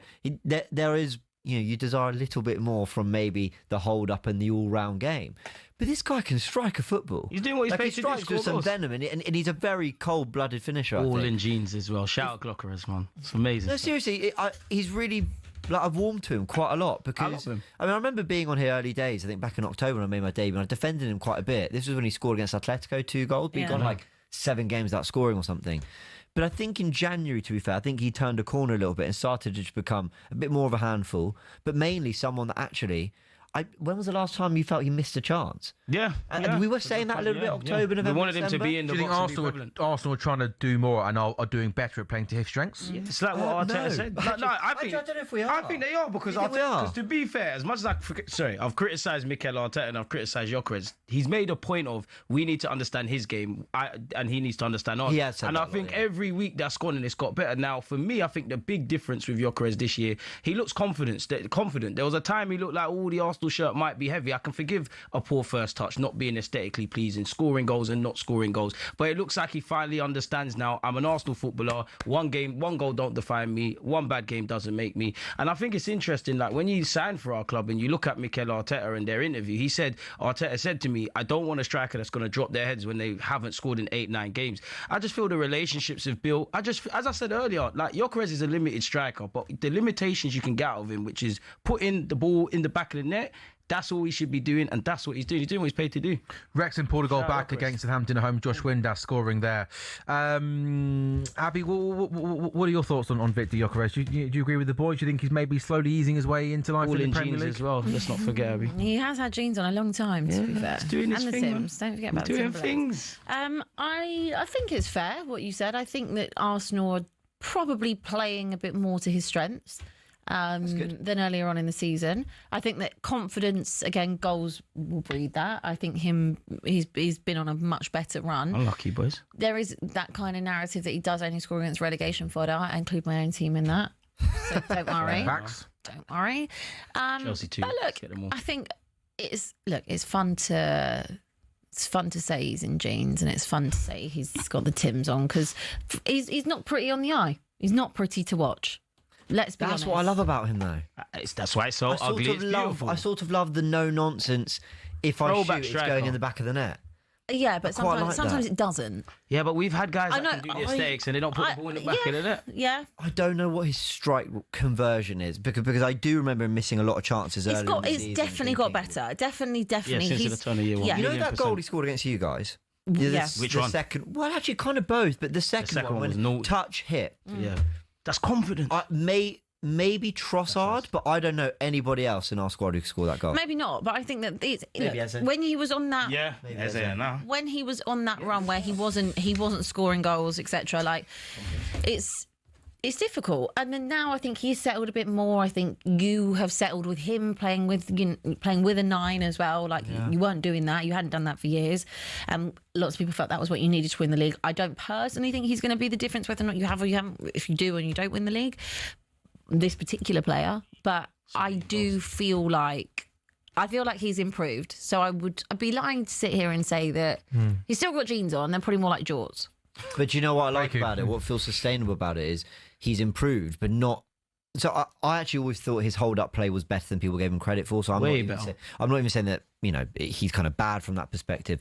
But what I like is he's got better at the things we all expected him. Like his runs, I would say, have got better. Well, his runs, his ball striking, like the things that we thought, right, out and out 9, put the ball in the back of the net. When you get that chance to be a killer, that's what I love that he's doing. It's not like he's kind of turned into this, I don't know, new player that we weren't really expecting or adapted massively to what Arteta would normally want from a Jesus. This is someone who's just scoring goals and doing things, that's what we kind of hoped you would do. So it feels more translatable from the Portuguese league where people had questions about that. So, look, I like him mainly because also he just looks like he's up for the fight all the time. Down for the cause, man. Yeah, I think so. I don't think he looks fazed by kind of what's going on around him. He's just one level. Like, he doesn't get too overawed, and I think we need that. I mean, not that I'm happy with anyone's performance in the League Cup final. If I had to, and you put a gun to my head, it probably would have been in line with his limitations. Gyökeres and Saliba, I think I even said it on the goal show. They're the only players that I actually thought turned up. As long as it can continue from Gyökeres, I do feel in today's day and age, you're kind of damned if you do, damned if you don't as a striker, because I'm not comparing him to Haaland. Haaland's got 20-odd goals in the Prem. People question mark his general play. There's a lot of strikers that can work the channels, drop him to midfield, but they don't kind of come with the goals. And we talk about the ball being not in open play as many times. Strikers are like... Oh, they should score! Oh, it's really good! It's so good from Bayern Munich. Diaz. Luis Diaz has scored. Do you know what? I've been watching this game for the last 10 minutes. Bayern Munich are toying with Real Madrid. Yeah. They are playing some brilliant football. Michael Elise on the right-hand side has been so dangerous. He's coming in field. He's so good in possession, quick feet, Kane's dropping deep, getting involved. And this goal has been coming, and they work it so well. Ball gets played through to Luis Diaz. He goes to on goal, and he just coolly and calmly slots the ball past the goalkeeper. It's absolutely well-deserved. Madrid 0, Bayern Munich 1. I know you guys have got your focus on Arsenal, but Abby, I mean, they Harry Kane, by the way. I know this is no surprise, but look here, he's heavily involved in it. Passing, that's into Gnabry, isn't it? Who plays a great through ball to Diaz. First time finish. What a lovely finish that is, CJ. It's ridiculous. It's like watching FIFA. This is why people fear Bayern Munich. Like they've killed Real Madrid in 3 passes. They're serious. It's ridiculous. I feel like we see this a lot with Real Madrid, but like Madrid are Real Madrid. They can't get out of their own half. They can't get any. And Abby, we saw that, didn't we, against Man City? You know, if at the Bernabeu, Man City, certainly for the first hour, I think controlled the game. Every time Madrid went forward, they just scored, didn't they? Sure, yeah. They're talking about the handball here. Oh, okay. Which Fancy. I don't know. I don't think they're checking. Are they checking it? We'll have a look, but I think it'd be very They hard. showed a replay, didn't they? I don't think there's anything in that. No, no handball. Yeah. No handball. But yeah, I mean, look, we've always said this is Real Madrid's competition, and it is because of how many times they've won it, right? But they have looked shaky. Like in the last, they look a little bit shaky. They have. Even last season, look at their run in the Champions League last season as well. I think that I would like to say it's Bayern's time. I mean, if you look at the team they've built. Abby, I said Arsenal Bayern final. When the draw came out, I thought they looked the 2 strongest sides But on the either thing side. is, we watched Arsenal and Bayern earlier this season. Arsenal dismantled them, didn't they? Look at Noni here, sorry. Noni's had a lot of joy down that right-hand side, man. Oh, we watched them earlier this season. The same way that last season we watched Arsenal and PSG in the earlier stages. And same like with Bayern, if we play them. PSG started to kick into this competition. Different dynamic. Same with Bayern after the knockout group league phase, whatever it's called. So yeah, I mean, I'd be interested to see how they match up in if it was a final, like, because it wouldn't be the same version. Beauty be the beast now. Yeah, the same way it wasn't the same PSG. I'd be very, very worried about playing them in a final. If you had to pick one to play, who would it be out of everyone that's left? Well, it's got to be someone on that Liverpool, draw, right? So Liverpool, PSG. Well, everyone's on that side. Everyone, man, they're all good in their own right. Bring on anyone. I'll take Liverpool are the weaker team in that. Yeah, but it's a final, and you've got Champions League heritage. Liverpool and Real Madrid are probably the weakest, but they've been there and done it, like a lot. I mean, 2 clubs with serious European pedigree. So, let's just get there. Yes. Bring on anyone, man. It's so Madrid 0, Bayern Munich 1. Let me bring up today all of the scores as we approach half time then in our 8 o'clock games. It's Real Madrid 0, Bayern Munich 1. It's a wonderful goal by Luis Diaz. Some really good football from Bayern Munich. They have been the better of the 2 sides. Luis Diaz gives them the lead right before half time. It's still Sporting 0, Arsenal 0. In the Championship, Wrexham 1 to Southampton, 2 to Southampton were 2 up, but Josh Windass has pulled a goal back for Wrexham. Is 6th v 7th, 1 point in one place, separating the 2 teams in the table. So as things stand, then Southampton will be in the top 6. Southampton in great form, unbeaten in the last 12 league games. Meanwhile, Wrexham have only failed to score in one of the last 25 home league games. They need another goal this evening. In League 1, it's still Port Vale 1, Rotherham 0. And top of the table, Bromley in League 2 have equalised at home to Shrewsbury. Bromley are top. The top 3 go up automatically. Bromley start the evening 6 points clear of 4th place Cambridge. So as things stand, they go 7 clear of 4th place Cambridge with 4 games to go. As Trent Alexander-Arnold fires in a dangerous free kick there for Real Madrid, just outside the box on the left-hand side. Bayern Munich, though, win the header, and Real Madrid try and recycle possession, try and get some sort of control authority in this game of football. 3 minutes to go then in Portugal, Sporting 0, Arsenal 0. What do you guys think that Mikel Arteta could do to change in the second half? Keep everything the way it is, at least at this moment in time. I think, as James said, I think we started well. We've had a bit of intention. Odegaard has a shot on target there. I think it's been 2 teams with 2 similar but contrasting styles having a real go of it. Like, now, all the efforts have kind of been low level, bar the occasional one from Noni or when they hit our bar. But I don't think anything needs to change per se. It does look like one of those games. In the second half, there's going to be a lot of gaps when people start getting tired. If we're able to exploit that, fair play. I don't know how James feels, but I feel we're more likely to score from the right-hand side than the left if a goal was to happen. Everything's come through the right-hand side. Yeah, Noni's pairing, man. He's winning a lot of fouls. I know that Odegaard's form has maybe dropped off a little bit over the last year or so, but I'm trying to find a way that I can phrase this nicely and correctly. When I watch Odegaard play football, he's one of, I think, the most easy on the eye footballers to watch. I've seen the Premier League over the last couple of years. The way he just glides with the ball, moves the ball, controls the game. I think he's such a special footballer, such a really impressive, technically gifted football player. It's why I get frustrated with him, because I think he's someone Is he too safe sometimes in possession these days, maybe? In my opinion, yes. A lot of Arsenal fans push back on that. I don't know whether you found that. Yeah, I think a lot of people... Like, what did you think of him against Southampton? A lot of people giving him credit, and I thought, look, this is the stuff I'd expect from our creative 10, who's also a captain against Championship opposition. Yeah, that's it. Yeah, I wasn't really blown away by it. Whereas I do think when he's at his best, he can guile through a game. I also think he's slightly misprofiled. I don't think he is a 10. You want to see him in 8? Yeah, I think I think he's the link from defence to attack. I don't. He plays right central midfield, really, doesn't he? Yeah, he does. But I think a lot of people see him as like the lead creator, and I kind of get why. Because he's the guy that organises the press in this Mikel Arteta system. He's another one like Kai Havertz and Marino. They're kind of like extensions of the coaching stuff. In relation to Odegaard, like, his season's been stop-start. For me personally, I feel his like great appearances this season probably would have been off the bench. Newcastle comes to mind. I'm sure fair enough it's Leeds, but Leeds comes to mind. A couple of those kind of appearances against Southampton. Considering all of that, and I know it's not the best version of Odegaard, actually it was all right. We lost the ball for his first goal, but we've lost the ball on the edge of the area, so I think there's several points of failure. I think it was a step in the right direction, and I think he started well. But I do agree with James in that it's not wow, Odegaard, it's been amazing. I just feel, considering what you've been so far, all I can ask for you is to be better than you was yesterday, and we're going to need him. I don't know when Eze's back. There's rumours he could be there for Bournemouth. We're going to need our players, and we need our captain. Would you rather have Eze? At this moment in time, starting over Odegaard. At this moment in time, 100%, because Eze was in a better moment. He finally looked like he found his feet. He obviously scored against you lot, and his form was going. And similar to Gyökeres earlier in the season, just when it feels like everything's ticking over, they now get their injury. Of course, if it was what we've seen in the last few weeks, Eze over Odegaard 100%. I do want to see them play together. We ain't been exposed to it, but I do think that them two can they play 100%, 100%. In the midfield three, or does Eze have to come from the left? Depends on the game and the game state. 9 times out of 10, you're probably going to see that. It would probably be like, do you remember West Ham at the Emirates? Odegaard got injured. He started both of them and he dropped Zubimendi. You'll see circumstances like that. I do think sometimes, like Eze, when Odegaard's there, I always believe good players can play with good players. And a couple of times I've seen them play together, one will drop deep, the other one will find the other. Like, it either allows Odegaard to stay further up or allows Eze to stay further up. So it's just another kind of tool in our, ironically, Arsenal that you want. We're at half-time then. In both of our Champions League games in the quarter-final first legs, Bayern Munich have been very impressive with the Bernabeu, and they lead by a goal to nil. Sporting nil, Arsenal nil, 25% of the way through this Champions League tie. talkSPORT Goals takes a very quick break. We're back in a couple of minutes. Let's go and make ourselves a cup of tea, shall we? Yeah.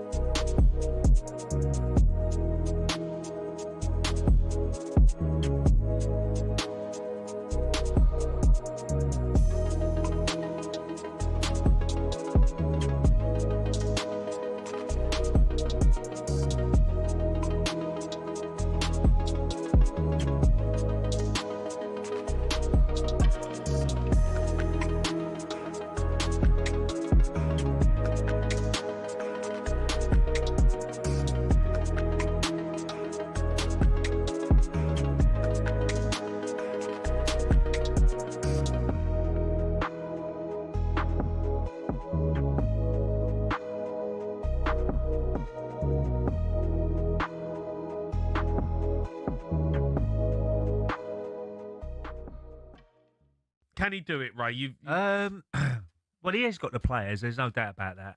I think Tudor, they made the right decision getting rid of Tudor. Yeah. There's no doubt that he wasn't the man to get the best out of the players. You could sense that they wasn't having him at all. No. And if you lose the dressing room, some big players in the dressing room, you're in trouble straight away. Probably the press didn't help him when he was going to the press saying they got to run more, they got to do this more. You can say to the players individually that, but you don't do it in the press. Yeah. Straight away, you're on the back foot. Yeah. For me, Yeah. as a player. What about Romero, Ray? Because you're not Yeah, happy I'm not with... too sure about his attitude at the moment. Look, De Zerbi might be totally different with De Zerbi.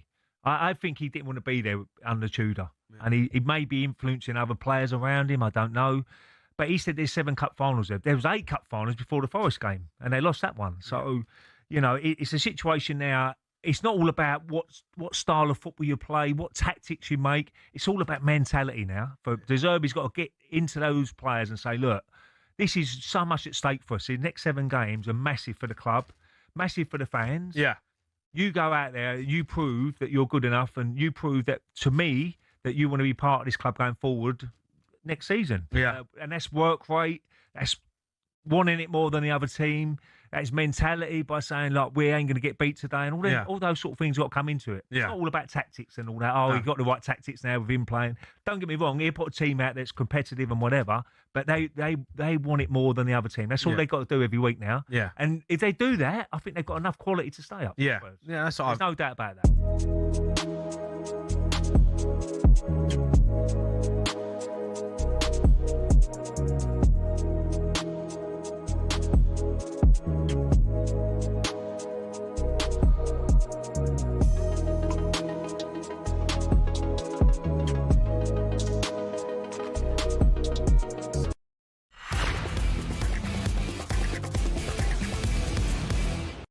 A very good evening and welcome back. Yeah, you heard every single second of that, by the way. Welcome back to talkSPORT Goals. We are live on talkSPORT's YouTube channel and we're also on your smart TVs. It's Sam Ellard, Abby Summers, James Bayliss and CJ the Deluded Gooner taking you through what is going to be and what has been a very entertaining night of football so far. It is Real Madrid 0, Bayern Munich 1. Bayern Munich have been seriously impressive at the Bernabeu this evening. They played some really, really nice football. They controlled the game and they got their reward right before half-time. There was some lovely one-touch football outside of the box which led to Serge Gnabry passing the ball through to Luis Diaz, who went through on goal. He slotted the ball past the goalkeeper. Bayern Munich have been in control in Spain. They lead by a goal to 0. Sporting 0, Arsenal 0 at half-time. Sporting had a big chance early on. Arsenal had another chance from a set-piece a few minutes after that. From that moment on, a pretty even contest, I'd say. In the Championship, 6v7, massive games. Southampton are at Wrexham. They were 2 up. Wrexham pulled a goal back. Wrexham 1, Southampton 2. Port Vale 1, Rotherham 0 in League 1. At the top of League 2, Bromley sit there. They were a goal down at home to Shrewsbury. They now are levelled at 1-1. James Bayliss, what have you made of Arsenal so far? Do you have to do anything else, mate? Fine. We've been fine. And, you know, I think, like I said earlier, in the context, if this were a home game in the Premier League, I'd be pretty concerned about the lack of chance creation, how often we're letting the side feel like they're in the game. But I think you've got to acknowledge that we're away in the Champions League. It's the first leg, so there's another 90 to come at the Emirates. They're a good side. They've got, you know, on a great run at home. And they've had some moments and we've hung on. But I think Arsenal are trying to play a bit more expansively. I think they're trying to play with a bit more fluidity and creativity and have a bit of a spark in their game. It's just not quite happening. But that's okay. Keep going. I think keep plugging away, and I think we'll nick a goal here. Whether we keep one out the back of our net is another question. True. But I think we'll get a goal. Yeah. Would you say with Arsenal that often, because I think of this one game where Liverpool were at the Emirates, and Arsenal in the first 45 minutes were insanely good, pressing high, controlled the game, and then second half was a completely different team. Like you basically sat on the edge of your box and allowed us to have possession. Is that a trend this season, or is that just one game that I've got stuck in my mind? It's enough for it to be. It must be a trend, man. And it's one where again you wish you was on the fly. You wish you was a fly on the wall if you was Mikel Arteta, because it takes me back to that period. Do you remember when we drew against Sunderland and we lost in the last minute to Aston Villa, and we drew against Wolves at the Emirates as well. Mikel Arteta, like a lot of us are asking, why is Mikel Arteta making us sit on our box? Mikel Arteta came out, whether he's lying or not, and said, "I'm not telling them to do that. I don't know why they're doing that." Now he's quite coy, cute, and clever. Every now and again, I think he genuinely, specifically tells you what's wrong. So that's one where I don't know if it's coming from the manager or if it's coming from the players, which is why I think to a degree the players have to manage themselves. And to a degree, that's just how their game goes. Like there's going to be times we're probably going to have more heart and mouth moments tonight, and there's been times where we could have scored. As I was walking back in, I make James right in that, you know, we've been quite good. I know the fact that people want to see us perform after drawing and losing, and losing our both 2 games, but yeah, it's been good away from home. It's been good. I'll take a 0-0 draw if I'm honest with you. I do think we can nick a win. Take a draw and beat them in the Emirates. Just because of their. That's what happened in the last 16, wasn't it? Yeah. Yeah. I still think we can nick a goal here, man. Yeah, I wouldn't take it right this moment. Just because exactly. I feel like we always let even Leverkusen, man. We were great that game. We should have scored 6 or 7, but there's some chances. We're not clinical enough for me to feel like we can throw away another 45 minutes and take the 0-0. So, yeah, let's see. Not bad. Not bad for We got an epic boost with William Hill, which is always lovely, isn't it? Victor Gyökeres to score the first goal is now 11. happening. 11, there we go. If it is, you're going to get it 11-2 with William Hill, not 9-2. And also, by the way, the epic boost in the Real Madrid Bayern Munich game in the first half, it came in. Bayern Munich to score in the first half. It was even from 8-13, and I think that's a lovely price there from William Hill, given how open Real Madrid were. Okay, I think we'll take one more quick break then, shall we? We're going to talk sport goals. Then when we come back, we are taking to the conclusion of tonight's games. Sporting Arsenal, Real Madrid Bayern Munich, and also some games in the Championship and below. You wrote down some little notes there, Abby? No, it's actually just the bench. Oh, just the bench. Just the Okay. bench, wanted to Any half-time thoughts from you, please? Or even just live thoughts, to be fair. We can do live thoughts if you like. Like what's currently in my head? No, just, I don't know. You got a minute to talk about something you like if it's not football. Then we'll break. All right. We'll talk about. I want to talk about Liverpool second half actually a little bit. All right. Well, I said non-football. All right. What's in my head currently? Not much. Got a bit of a headache. TV series. An ache. I literally have got a bit of a headache. What am I currently watching? I need some good stuff. I haven't watched anything for a while. Oh, yeah, I've been same. told to start Beauty in Black, and I've been never heard of it. told to Never done. watch. I did start The Night Agent. I have started it quite a few times, but other than that, no, I've actually not. I've not been watching anything. You? More? Oh no, I'm struggling at the moment. Yeah, I'm struggling. I'm really I need struggling. some. I need some good. Oh, I've got Love Is Blind reunion to watch. Okay. That was from a few weeks ago. Yeah, I watched that. Yeah. No, I need like Love Island back in my life or something. What we needed is a few more goals in these games. Or some goals, that would be good. I also was thinking to myself, I haven't seen Lee Phelps in a very long time. Well, he seems. I think he's doing all right. Big up Lee, man. Yeah, you'll see him Sunday. If you think there's going to be more goals in the Madrid Bayern Munich game, both Real Madrid and Bayern Munich score in the second half has been boosted to 11-8. So if you think there's going to be goals in that game, 11-8 with William Hill, and again the epic boost in the Sporting Arsenal game, Gyökeres to score the first goal is 11-2, boosted from 9-2. talkSPORT Goals is back in a couple of minutes' time. It is 18+. Gamble aware, the dog. Terms and conditions they apply.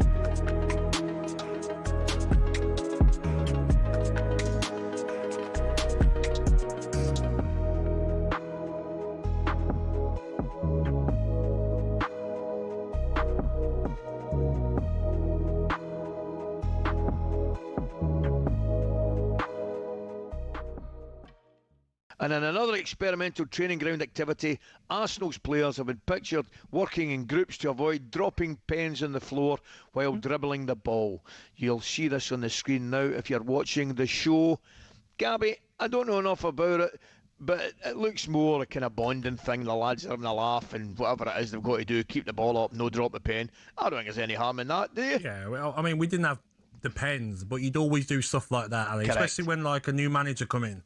To try and lift morale, maybe when the team's struggling. Yeah. You'd make training fun and you do little relays and something to get the lads... Can I take their mind off it? And listen, they're under pressure. They are under pressure probably like they've never been before this season, right? Yes. Because all of a sudden, myself included, we're all talking about, quadruples in here, and all of a sudden it's down to a double. Make no mistake about it, these are the two biggest tournaments that they would have wanted to win, and I still fancy them to do the league. Champions League I'm not so sure, but mate, you know better than anybody, this is the first time they've actually been under, I think, a real bit of pressure. I think, like I said it to Perry, and he probably disagreed, Ali, but yes, Arsenal might get better, but Manchester United will get better, Ali. You know, the money that they can spend without Champions League football, they showed in the summer, 250 million.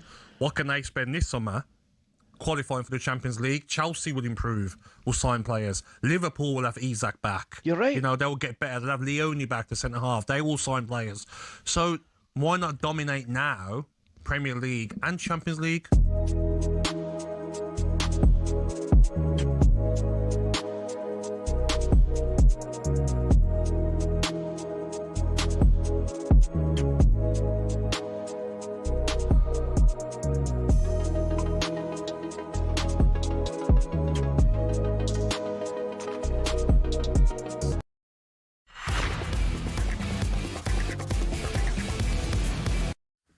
Hello, a very good evening and welcome back to talkSPORT Goals. talkSPORT Goals is brought to you by Final One Standing. It is new from William Hill, 18 plus. Gamble aware the dog. Terms and conditions apply. It's Sam Ellard, Abby Summers, James Bayliss and CJ the Deluded Gooner. We are taking you through all of the action tonight in the Champions League. Just before the second half gets underway, I'm going to tell you one more time there's an epic boost with William Hill in the Sporting Arsenal game. Victor Gyökeres to score the first goal of the game, now 11-2 in the Madrid-Bayern Munich game. If you think Madrid and Bayern are both going to score in the second half, you can get that now at 11-8. The half-time scores in the Champions League, Bayern Munich are leading Real Madrid by a goal to nil. Bayern Munich were really impressive in that first half. Luis Diaz giving them the lead right before half-time. It's Sporting 0, Arsenal 0, not too many chances for either side. In the Championship, 6th v 7th, Southampton are 2-1 up away at Wrexham. Matsukian for good team. Matsukian Flindown scoring for Southampton, then Josh Windass pulled a goal back for Wrexham. So as things stand, Southampton would go above Wrexham in the table into 6th place in League 1. Port Vale lead Rotherham by a goal to nil in League 2. Bromley 1, Shrewsbury 1. Bromley are top of League 2. They start on 80. The top 3 in that league go up automatically. Bromley 80, MK Don 76, Notts County 76, Cambridge 74. So with this point, Bromley will go 7 clear of 4th place with just 4 games to go. And in fact, Cambridge have got a game in hand, to be fair, we should say. So it's very, very tight, very, very congested in there. There is so much to play for in the EFL over the next couple of weeks. Congratulations to Lincoln City on their promotion to the Championship. Abby, you looking forward to Lincoln away? Ole, ole. Yeah, I am actually. Lincoln I've never been to away. Lincoln. Never been to Lincoln before. You been to Lincoln? Nope. I have actually come to terms with us going down. I think you have, haven't you? I've done a whole big, sat myself down, gone through a thought process. Sat yourself down? Yeah, I sat myself down. I thought to myself... Quite alone? Yeah, I need to be alone with my thoughts. Yeah, defo. Especially after Forest. Defo needs to be alone. Yeah, that was a tough one, wasn't it? Okay, do you come to the realisation that Spurs will be playing in the Championship next season? Well, there is a strong possibility of that happening. I mean, I'll let you know, like I said on Sunday, if I still think that is a very strong possibility. But under Igor Tudor, it was a mighty big possibility. And I was like, you know what? There's lots of positives that you can make out of a negative situation. Every cloud, some new away games, creating new content, lots of wins. Exactly. Well, I wasn't even saying that we'd come straight back up, by the way, but I was you would do. I was just more like, this isn't all going to be negative. Like, it's a new opportunity to see parts of the country I've not been to. Are you going to go to all the games? I would have gone to every game. So you'll be off talkSPORT Goals next season? Yeah, I would have committed. Okay. That's been nice. You've had a good run, haven't we? I would have committed. Also, you boys, by the way, when it comes to Abbey and Spurs, I think like you're very, very laid back when it comes to Spurs and relegation. Is there any part of you that doesn't want problems, man? Huh? That's the least of our Arsenal trying to win trophies. I ain't got time for Spurs. What was you going to ask? No, is there a part of you that doesn't want to see it happen because you like the North London derby, a big part of the Premier League season? Send them down. I don't think they're going to get relegated, but no, save Spurs. Is what is the game's the game. Out of it. There's no sympathy. Out of it. I know. Yeah, but they're not. They're not going to get relegated. I don't think so. Anyways. With every week that passes, it becomes possible. It's staring them in their face. But I still... Oh, Harry Kane's done it. Absolutely brilliant. 24 seconds into the second half, Harry Kane from outside the box has just given Bayern Munich a 2-goal lead. They dominated the majority of the first half, scored right before half-time. It is the perfect start for Bayern Munich away at Real Madrid. The ball gets played to Harry Kane. He's about 25 yards out, and with that right boot, he just passes the ball, caresses the ball into the bottom corner. It's Abby. It's a vintage Harry Kane goal. A lovely, lovely finish. I mean, he's just inevitable. He is. He is inevitable. Anyone who ever questions him just needs to just have a word with himself because he's unbelievable. I need to see the replay. In honesty, I was talking to CJ, but I don't need to necessarily see him to know what. Yeah. No, Madrid lose the ball in the middle of the park. It's really, they're aggressive though, aren't they?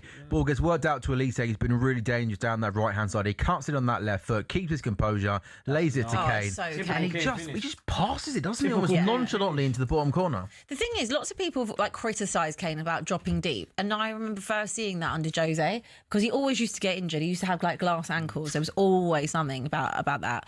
And he adapted that game I'm sure it was under Jose, and he just stopped pretty much getting injured after that. Like, the fact that he can drop deep and the passing ability of Harry Kane, it just shouldn't. I think now it gets recognised, but for years he was doing it. His ability to goal scorer speaks for itself, but his ability to drop deep into midfield. And to do that. How often would you see him get the ball, back to goal, somewhere in the middle of the park, get the ball out on his left foot and just play that bursting ball through to Son, making that run down the left-hand and that's why side. they had they've got the Premier League joint most assist combinations. Like they had, he's a beautiful footballer in the way that he can pass the ball, and I think that he's very underrated in that element of him as well. The dropping deep thing was such a ridiculous criticism. But he's been criticised for England for doing that as well. But why would you not? Like his numbers never dipped.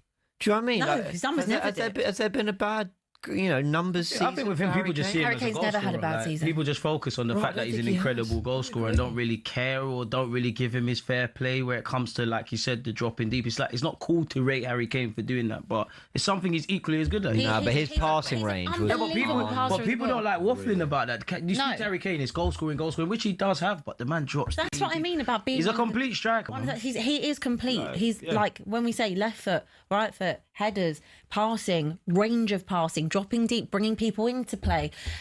He's just done it all. He has done it all. He is so Ballon d'Or worthy. And, hopefully they go on and win the Champions League, and hopefully he does get it because he deserves it. And beats Arsenal in the final, maybe. I'll take that too. If Arsenal get there. Focus on getting out of this legged tie first. Let's just get out of Portugal first. One at a time. Yeah, one at a time, man. Left foot in front of the right. You got to take it 1/8 at a time, right, James? Where are we up to at this point?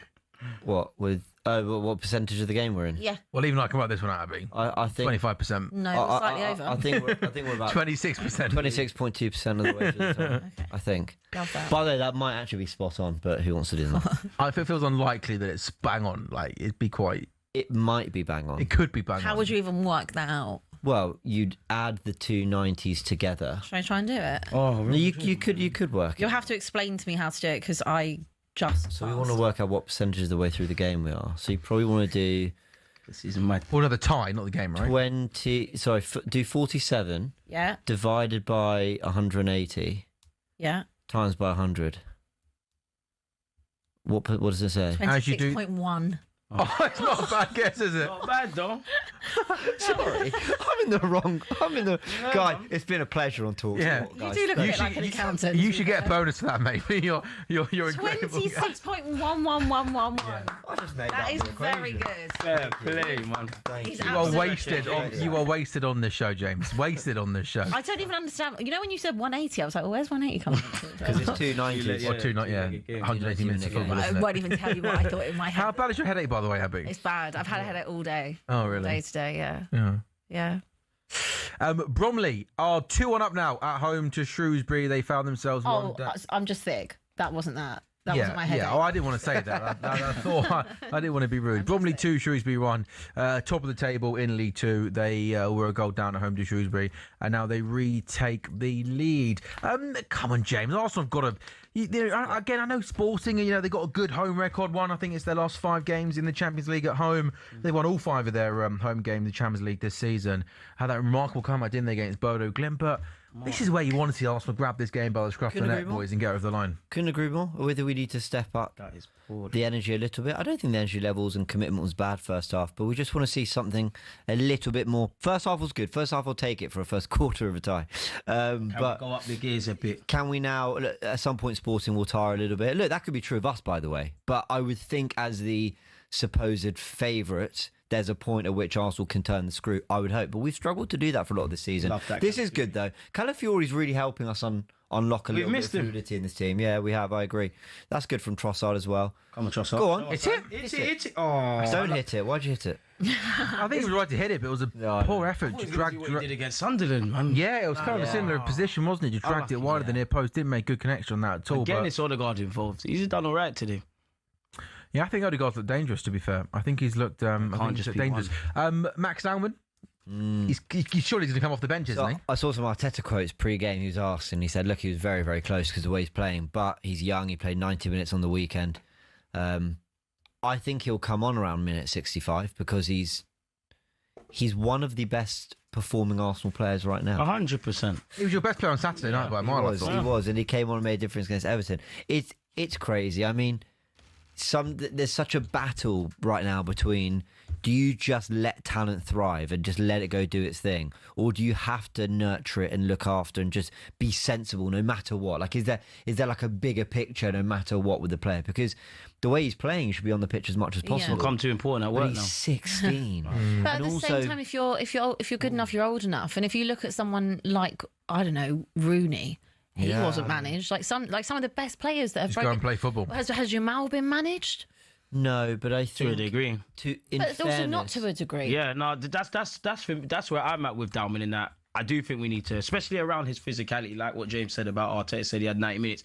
Unfortunately, he's becoming too important. To your age is relevant, but irrelevant. You're one of our better attackers. You saw against Everton what he done. We went out against Southampton. He was the one player that got it.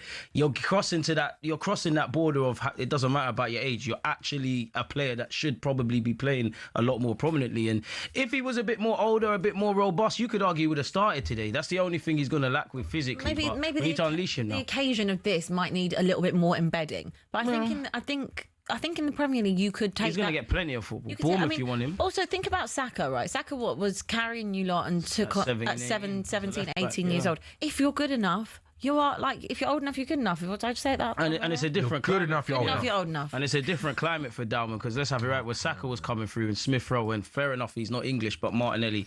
Like we were just relying on the young players. None of the others were quite doing it. Now you look around and you do see a spine. So yeah, I think Dalman has to get minutes, man. There's a case to play him almost every week. Also, he hasn't been systemised yet. He still has that funny. freedom. A lot of Arsenal fans say that, the tactics haven't got to him yet. But it hasn't. But it's good. It's they're not asking anything of him. He's still got the freedom to do what he wants to do, which again, we praise players like I said about Wayne Rooney, who just had that instinct. Obviously, football was very different then to what it is now, but sometimes you just got to let talent be talent. Apparently, I saw a report, I think. Tell me if you saw this. A lot of people were saying that the reason Dalman has got the time and opportunity he's been given is not just because of his talent, but because he actually does take on the instruction. Like, he is someone who's like, this is what you have to do off the ball, and he takes it on. He's very intelligent. He understands the game. He's 6 foot. Yeah, he's deceivingly tall. He doesn't look tall on TV. He's tall. Has he stopped growing? He hasn't stopped growing. Nah, he's 16. He's getting started. What time? What age should you stop growing? 10 on Tuesday, April the 8th, will stop growing. He's got a few more years of growth, hasn't he? Clearly. Wow. He's got everything, man. He's got the technical level. No, actually said, what year do you stop growing? How old are you when you stop growing? Yeah. James? I haven't started. Yeah, trust. 5'8", yeah. To be fair, you are lacking. Didn't get anywhere. I know. Jokes. I know. I'm not the tallest. It's okay. We like a short king. Don't worry, guys. Come on. Yeah, there we For go. everyone. Free kick for Arsenal in a dangerous position outside the box on the right-hand side. Looks like Martin Odegaard will whip this in with his left foot. Really, really dangerous position. Give it to Rice. I was just about to say. It's a good shout. Did it see him? Give it to Rice. Oh, unlucky. I thought he was.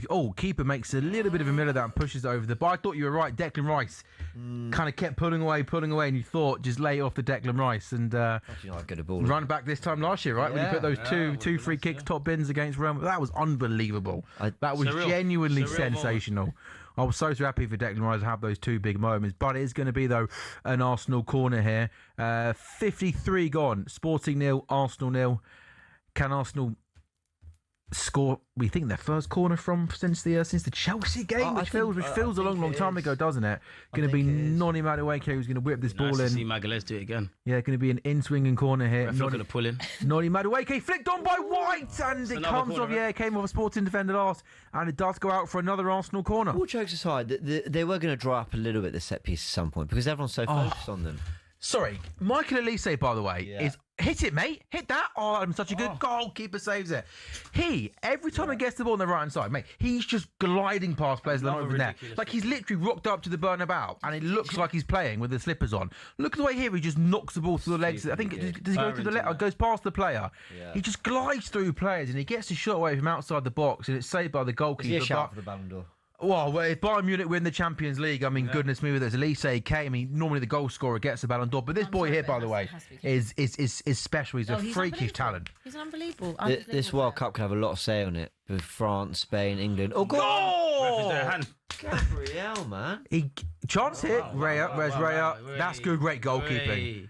There was, Is it? Not again. Not like with. Okay. No, I actually saw can't. Ramsdale all over again. He did deal with it, Raya. A long ball on the counter attack, but Sporting got it once again on the left. As I thought that corner, look, Gabriel was in the air for an eternity, but he didn't get his head on it. Long ball, Sporting launched forward. Raya did well, read it, came out and cleared it. Sporting with a cross in from the left hand side. Nobody can get on the end of it, and it will run out for a goal kick. Kane's in again. Kane! Oh, Kane's shot is really well Good block blocked. from Valverde. This could be 5s and 6s tonight. Honestly, Bayern a bit more clinical. They could embarrass Real Madrid in their own backyard. Played with Real Madrid tonight. Wait till they get him home. I somewhat audaciously said, "Oh yeah, 3-1 Bayern," but I mean, I didn't think it'd look as dominant as this. The pressing is ridiculous from. You could, I mean, at some point, questions would be asked for Real Madrid. They can't go out of 2 quarterfinals in a row. No, there's hella questions. That would for Real Madrid. They can, but that feels miles off the standard that they set. Don't lose it, Rice. Come on. Thank you, Trossard. He's brilliant, isn't he, Declan? Go on, Trossard. What have you got? £105 million bargain, man. Declan twice. Lovely footballer. I said, Johnson. Unlucky. All right, come on, Nonny. I'm wishing on a star. Don't give a foul. Wishing on a star. I think Arsenal are growing into this even more. You know, ref not foul. Foul. Saliba. Game's gone. 2-0 Bayern Munich. Yeah, and I think 2-0 flattered Real Madrid at this point. They've been so off the They've pace. had some chances, Real Madrid, though. Especially in the first half. They had one. The Vinny Jr. had a shot saved in the first half. I think Mbappe might have had one. I think we were all looking at this game. I think I caught it. I might be wrong. Maybe I got it wrong. But no, they had a couple of moments on the counter attack, Real Madrid. But let me have a look at the stats. Bayern just look on another level to Real Madrid tactically more than anything. They're sharper, they're crisper, they're pressing well. To be fair, the shots. As James said, they're kind of toying with them. I mean, there's not loads in the shots. The XG, the Madrid XG. Shot goes wide there from Sporting inside the box. He goes out for an Arsenal goal kick. The XG is Bayern Munich's not far off 3. Madrid is below 1, so that kind of tells you about the quality of the chances. Yeah, that's a lot, doesn't it? Madrid have had 11 shots to Bayern's 12, to be fair. But yeah, there's certainly no doubt that Bayern are creating better chances in that game. Let me bring you all up to date then with the scores. It's still Madrid 0, Bayern Munich 2. Diaz and Harry Kane 4. Bayern Munich, who are looking the real deal, aren't they, under Vincent Kompany, playing some lovely, attractive football. Madrid have got lots of work to do. Still Sporting Arsenal. Hasn't been the best of games, to be honest. In the Championship, Hampton is still 2-1 away at Wrexham. Port Vale 1, Rotherham 0. And top of the table, Bromley in League 2. And now leading Shrewsbury by 2-1. What will be the first change here then, do we reckon, for Arsenal? I think he'll go Martinelli for Trossard. I think he'll go Havertz for either Gyökeres or Odegaard. I don't think Odegaard's got 90 minutes in him tonight, purely because he's just coming back from injury. And Dalman from Madueke? Dalman maybe 75. Physically, it depends. White might not have 90 minutes in him. It depends. It depends on Dalman's physicality as well, because if it's just on ability, you will get into the territory where you want to see Dalman, especially if I'd love to see Dalman come on for the last 10-15 minutes, see what he can do on the ball, be brave, use those quick feet, try and make something happen. Bromley 3-1 up now at home to Shrewsbury. No, they're not. The goal's been ruled out for offside. Bromley 2, Shrewsbury 1. I was actually watching that. Okay, well, say something. I was actually just watching. I was watching that. Maybe that's another thing I might do next season. What? Like different leagues. Yeah, well, you should try and go to as many grounds as you can. EFL Abbey, it's going to happen. EFL Abbey, that's got a ring to it, hasn't it? Yeah. That goal looked harsh, didn't it? To be fair, being ruled out for a foul. Sporting got a corner, whipped into the near post, and Arsenal win themselves a free kick. It stays Sporting 0, Arsenal 0. Been a little bit scruffy, hasn't it? This game, I think no side really. Second half. Yeah. At any point, have felt like they've been in control, dominated the game. It's been quite a tight, congested game. I'm trying to think of like clear-cut chances. Sporting won in that first half, and the lad went through one goal into the bar. But there hasn't been too many clear-cut chances, has there? Yeah, we put the ball in some decent areas without actually connecting with it. Trossard, if his shot's better, then you're thinking, that was yeah. So it's just one of those, really. Nothing really put on a. Oh, Vinny Jr.'s in 1-on-1 with the goalkeeper. Will he score? Oh, he goes into the side netting. It's a bad header back to the goalkeeper. But was that Upamecano, I think it was. And Vinny Jr. reads it. He goes 1-on-1 with Neuer, who does well. He stands big. He stands tall. And Vinny Jr. ends up going round him to the right-hand side. Again, Neuer stands big. And Vinny Jr.'s effort goes into the side netting. Forced him out wide too. Yeah, Neuer's he does force him out wide. You're right, he does well there, Neuer. Stands up, forces him out wide. Would you expect Vinny Jr. to be it's harsh. have a bit more composure? Because it's Vinny, more awareness, if anything, to know where he is. I genuinely thought they would have... Fucking almost snatches at that shot a little bit, like almost out of panic, because it is Neuer. Yeah, rather exactly. than maybe like dinking the ball over the goalkeeper, but then he does stand up tall. Jude Bellingham is going to enter the fray for Real Madrid. I think you can make a real difference here, Bellingham. He's gonna have to, isn't he? I don't think Bayern have looked, like you can't get at them at all. They've just looked so impressive. Yeah. with the ball, Significantly better. Yeah, I think there's a goal in this for Real Madrid. I'm just not sure they're not going to concede any more.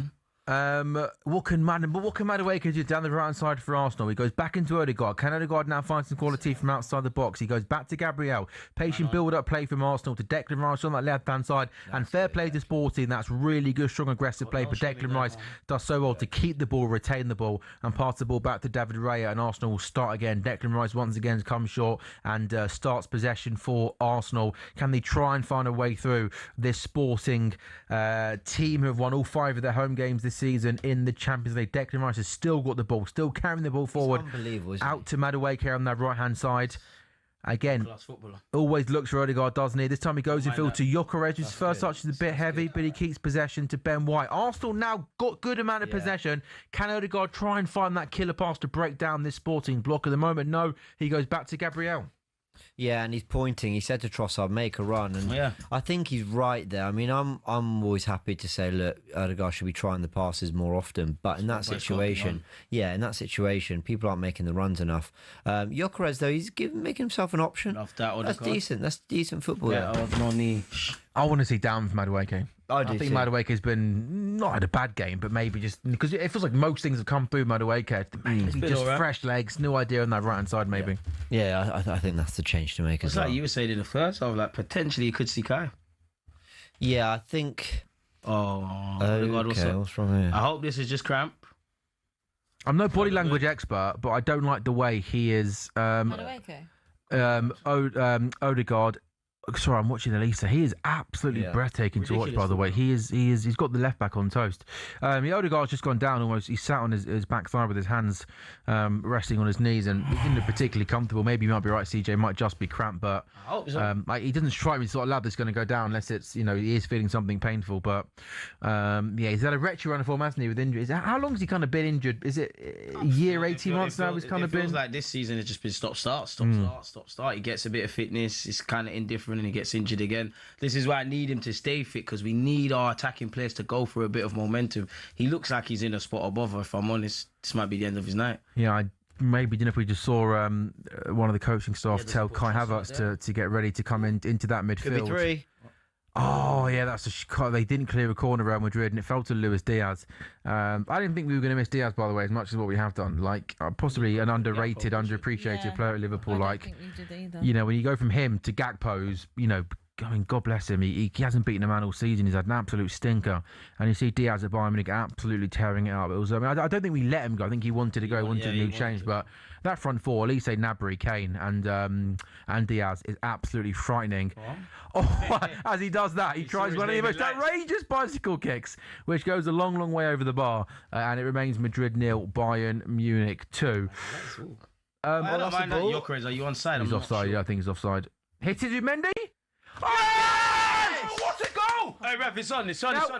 The flag has stayed down. Super Mendinho. Good finish. It's down. So the ball comes into Victor Gyökeres. I was with you. I wondered whether he came back from an offside position. The Sporting players are appealing for it. If he's onside, it's a lovely goal because it ends up getting worked to Zubimendi, whose first time finishes perfection into the back of the net. Let's have a look though. Is Victor Gyökeres onside when the ball? He's miles off. I mean that by the way from the centre forward, that's lazy. I'll just see it again. Get back in. I'll just see it again. I didn't see it. It's a lovely goal, but the finish is great. But James, do you not think your centre forward there has got to show a bit more urgency to not be just standing in an offside position? Yeah, it's pretty. Yeah, it is. It's pretty lazy. I also don't have a go at the line though. But how's he? No, I agree. That's a horrible call. He's not. That's not even close, bro. put your flag up. Just put your flag up. That's like 2 or 3 yards offside, isn't it? Oh, it's a shame for Zubimendi. Lovely hit, right? It's a lovely He's hit. having a good goal-scoring season as well. I think he's been very, very good for you. Yeah, Very good. He's just slotted in so seamlessly. He just looks like, for me, it's just Norgard doesn't really get an opportunity whether I want him to or not. I just feel we've ran Zubi and Rice into the ground slightly. I feel next season I'd love another centre mid, maybe 2. But Zubimendi's been good, man. He's like the control. You can see why we were looking for him for those couple of years. And he's added goals. That's the main thing because we don't get that many goals from midfield. So if we can keep him scoring, if Rice can bring back the goals to his game beyond the obvious, we're laughing. Yeah, I think it's been a touch disappointing with Zubimendi. It's not his fault. I think we play around teams so often, and I watch him for Spain. He's just threading passes through the middle. But that's not his job for Arsenal. I completely agree. And there's not that many passing lanes. It's not on him. I just wish we saw a little bit more. I think there's a lot of expression. Yeah. So it comes back to that again. Always. I think I could list 7 players that could do more, but they could get us off our feet more. Yeah. Under a different brand of football. But I will watch any brand of football if we're lifting the title in May. Facts. So that's where I am. Fair point. That's fine. May I turn our attention to tomorrow night?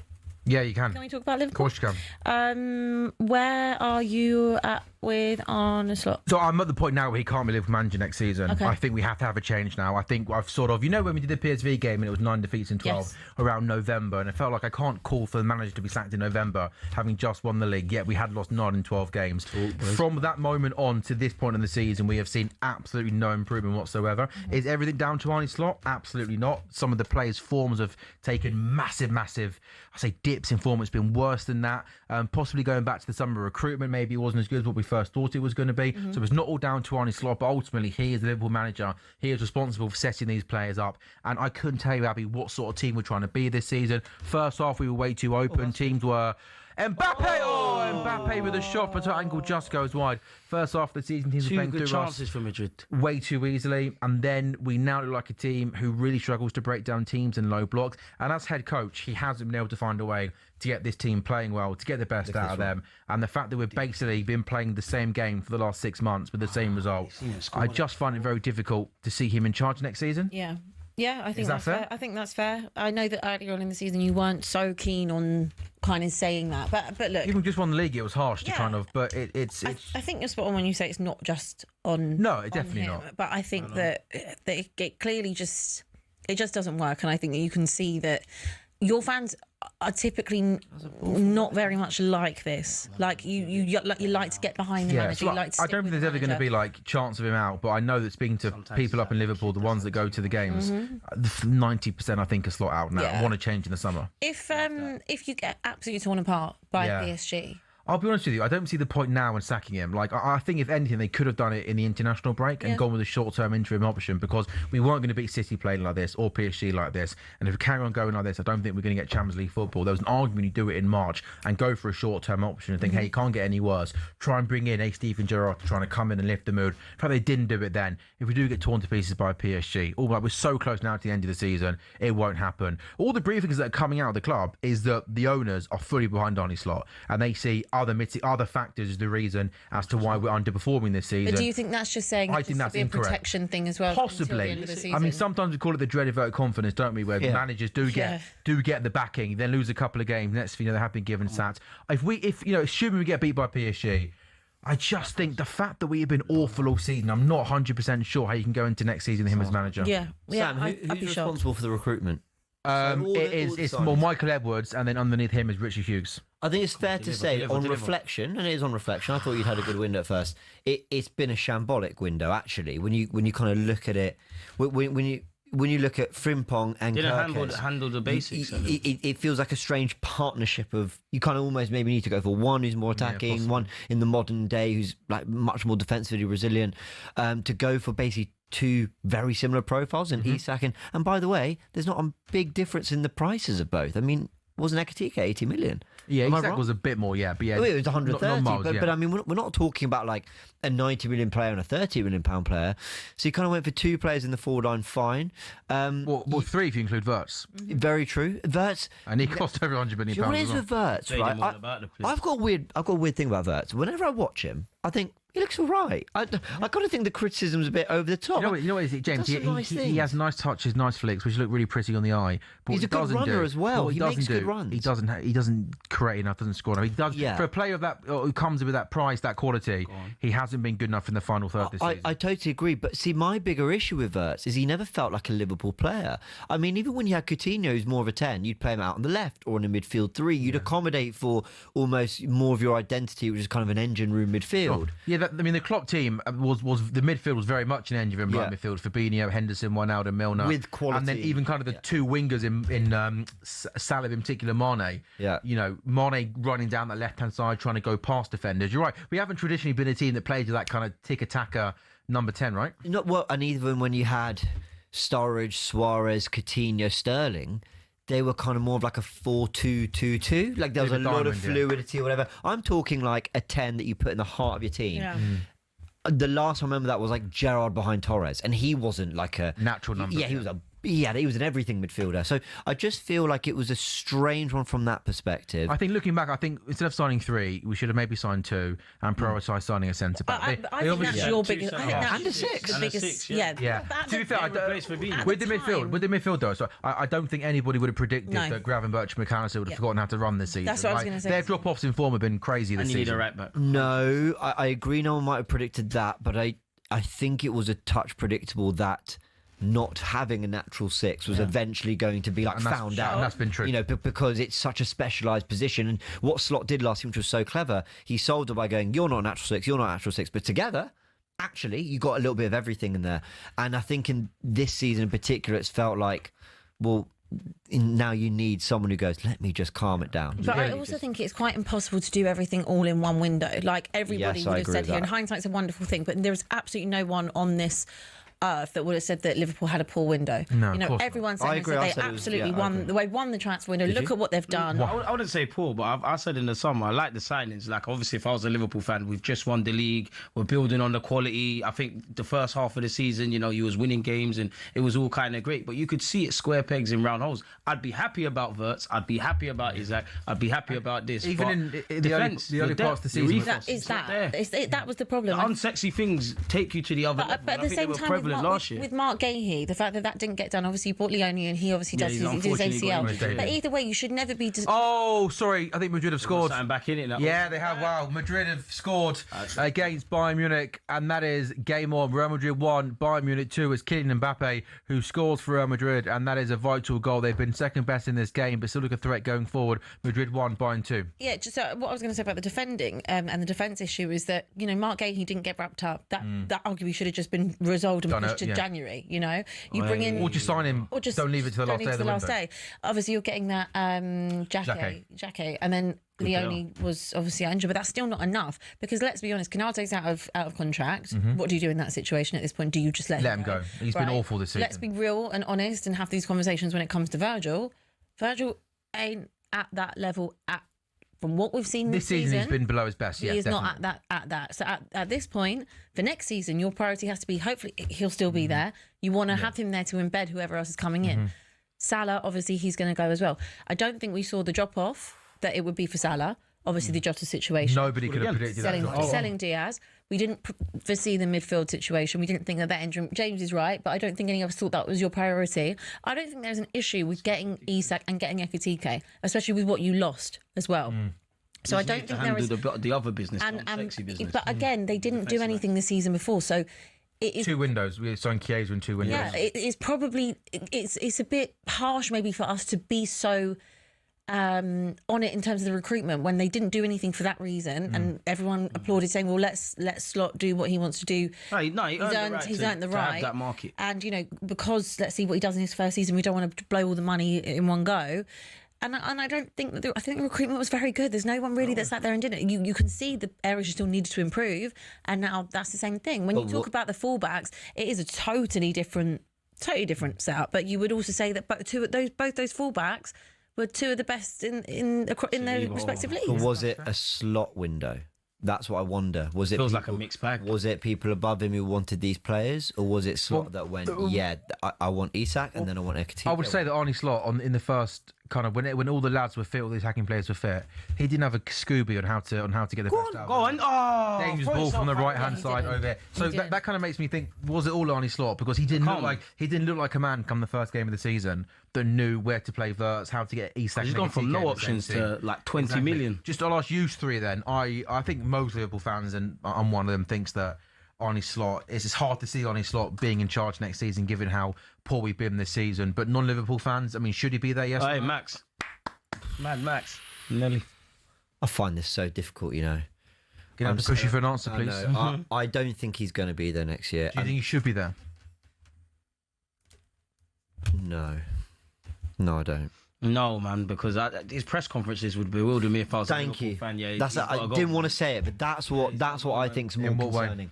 He said some bewildering things. How do you quantify it, James? It's just bewildering to me. I almost think there's almost a lack of appreciation that the game's evolved a lot this year, and there seems like an unwillingness to go in that direction. I know you've been scoring more goals from set pieces. I mean, welcome to the club, but. Helpful, isn't it? And then there's certain things that I sort of wonder, what do you mean by that? Like he says things like, exactly, the game against PSG last year, I know we lost, but I loved it. That kind of. I'm like, okay, great, but that's not what the Premier League demands of you right now. What Liverpool demands. Shall we adapt a little bit? You know, the City. I don't think he's not adapted though. Can you say he's tried every formation? What's incredible is he did it when he arrived. The first thing he did was tweak to adapt and go, look, Liverpool are very attack. But on a team that was he adapted. But on a team that was very, very set. It was a very stable team. You forget he literally inherited Jurgen Klopp's team that had been together for years. They failed to win the league of the year. You are right, though. He did, and he tweaked the tiniest thing. He did change. So he actually did try and tighten up to go, right, we need to stop. He did change things, to be fair. Yeah, I think... I'm not sure. I think it feels a little bit beyond him at the moment. Yeah. But I don't know, but yeah. But I always go back to this. The obvious one, doesn't he? If I was a Liverpool fan, yeah, I'd be begging for him, really. I kind of go back to this. If the recruitment wasn't his, and you've seen a guy come in, take what Klopp did so well and tweak it, then should you not trust that guy with more the players he actually does want, because he's kind of got an idea of how to. I think it's the crash out though for him. Like, you've gone from winning the league to Champions League might not happen. I just think for the whole part of this season, it's a tricky one. The fact that no point in the season have we got any better, have we improved, and have you seen him work out a way and work out a system to improve this team and see more consistent performances? I agree. Just not as found a the Liverpool solution. fan. That's what worries me. Recruitment, players dips in form, they're also concerns, and the club will have to be better in the window. And also players are going to leave, like we know Salah's leaving. But I think he has been out of his depth this season. He's got so much wrong. The football he plays has been poor, and they're going to keep going back to the fact we're sat here now in April, and we're basically almost watching the same performance every week in terms of, teams playing through us too easy, being lethargic in possession, we're being outrun, we're being bullied. And the defensive ethos, and sometimes you just look at it and you don't see patterns. You almost see, sometimes six players standing on top of each other. Abby, final one for you. I think all three of us say he won't be there next season. What about you? Oh, I definitely don't think he'll be there next season. He definitely won't be. I'm not even entirely sure if he'll make it to the end of the season. I think the fact that he's got to April, I think he gets to the end. I think it really depends on what happens with PSG. It depends on the manner of it. I think if you get absolutely battered, then I'm not. I don't think you will. Do you know why? It's first game Anfield. No, at PSG. Do you know why? I think because I think finishing obviously within those European spots, finishing in the Champions League spots is so important to Liverpool. Yeah, you save face. No, of course. Well, he saved face. If you get absolutely battered, and again, it might pay you. It might. It might. That's a great ball. Oh, no, Russia blood. Russia blood. It might force the hand because it could be the difference. Got to get in that top if five. you've got 6 games left, it could be the difference of you getting it or not. And let's be honest, the competition that's around you to get it, you can get it. Everyone is so incredibly inconsistent. Look at Chelsea. So I mean, I wouldn't rule it out. After drawing with Spurs, Abby, that's when we should have signed. Especially because Xabi Alonso available. Yeah, and again, there is. That just makes it part of the story. I don't think they bring him in now. I think you'd get interim. I think you just have someone vibe. I think for next season, I think Alonso would be the obvious. But yeah, I mean, I agree with you. Any drawing to Tottenham, that was a sackable offence. That is a sackable offence. That's Liverpool tomorrow night. PSG away. There's live commentary on talkSPORT. Nice. That one. We are not doing a watch along tomorrow night. We'll be doing a watch along on Sunday. Saving our energy for the big one, Sunderland and Tottenham, and then Chelsea, Man City. It's a great day of football. That's a great Sunday to be parked. It'd be an even better day if Arsenal drop points to Bournemouth. Yeah. Well, so that Chelsea City game feels even more bigger. Me and Craig will be really happy with that, won't we? So you and Craig will be on the same team for a change, aren't you? Yeah, no, you won't. Obviously, well, obviously not at 2:00. No, I meant at 4:30. Don't got that wrong. No, but obviously if Arsenal drop points, then we'll be happy. Yeah. No, of course. What day! Good day. I heard James and Bar's lunch. Oh, really? And 4:30 coffees. Oh, that is an absolute belter of a Super Sunday then, live on talkSPORT Goals. Good stuff. We'll have a latte at 4:30 on Sunday. Happy days. We'll now focus our attention, shall we, on the next sort of 10 minutes on the closing stages of Sporting Arsenal, which is goalless. It's still Real Madrid 1, Bayern Munich 2. Kylian Mbappe putting a goal back for Real Madrid on 74 minutes. Southampton's got a third goal in the Championship. Wrexham 1, Southampton 3. Lauren, the centre forward, scoring for them. Southampton, as things stand, will go above Wrexham into the playoffs. Port Vale 1, Rotherham 0, and Bromley, top of League 2, still leading Shrewsbury by 2 goals. Is the game in Portugal just opening up a little bit, boys? Bit by bit, in little stages, they're starting to become gaps for both teams to exploit. We've kind of taken the upper hand. That being said, when we do lose the ball, I do think, make sure we've got numbers. It feels like there's a last-minute goal for someone here. Unless it's Arsenal, I hope I'm wrong. I think we've played well this second half. I mean, famous last words, isn't it? But I think the changes were right. He brought on Havertz for Ødegaard. I think that was right for a bit of presence. He brought on Darwin and Martinelli. So I think we predicted the subs. And actually, Arsenal, I thought the first 10-15 minutes, Sporting really looked at it, and we were kind of struggling. But I think we've done really well to settle it. We can't hear the crowd. I imagine it was really loud, and actually we managed to just calm it all down a little bit, get on the ball. And I think we've moved it well. Especially Rice and Zubi. I think, I don't want to speak too soon. I think this has so far been quite a good away performance in the Champions League. I think we probably have been good value for a goal, but obviously one was disallowed for offside. Let's just keep going. It's probably another 14 minutes of football here, which is... Good luck with that one, pal. Which is I think that's about 5% of the game. Abby, can we work that one out, please? Tell her the maths to work it out, please. 4 divided by 180. Hold on, I've got to get calculated. What was it? 4 divided by 180. So 180 divided by 4.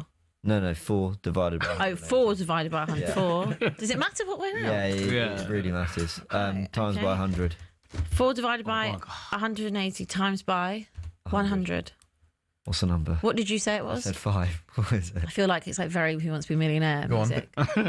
2.2. Decent effort, mate. Not as close to the first one, but not a bad effort. First one It's a poor effort. 2.22222 recurring. It's double the amount. What did you get? Cut that bit out. What did you get? Don't put that clip Maths? out. Oh. You got a C? Yeah, just you got a C? What did you get? I got a C in maths. I got a C as well. Yeah, C graders are... I might have got a B. No, I didn't get a B. Don't try and make yourself smart now. No, Shut yourself up. Science I was terrible at. C's across the board. Awful. So was Awful. I was the first year to ever take a single foundation, one science. I had a single science. So as in you only My did school. one of the 3? Yeah, we were the first year that Which one did you got do? the option, biology. And I got a D. I think I watched Breaking Bad too late because had I watched a bit earlier, I'd have loved chemistry. What the better subject? What were you good at? Languages. Food tech. Food tech. PE. Yeah, fair. We didn't even Food do- tech was great. we didn't even do tech's food. easy. I love did a food tech. PGCSE. Yeah, It was I good. love I enjoyed that. Oh, I drama. I even got like an A in drama in my I used to school. like drama. I was Wait, what did you say? PE? Yeah, PE. Languages. Just Mum think- being, you speak Mum being Italian, so Italian. French and Spanish was a Italian, breeze. I enjoyed that. Yeah, nice. Yours Yeah. was food tech. Yeah. Did anyone here do media already? I did print-based media at college, which turned out to be an absolute... Print-based media? Yeah, print-based. Yeah, I think that's Newspapers, what it was called.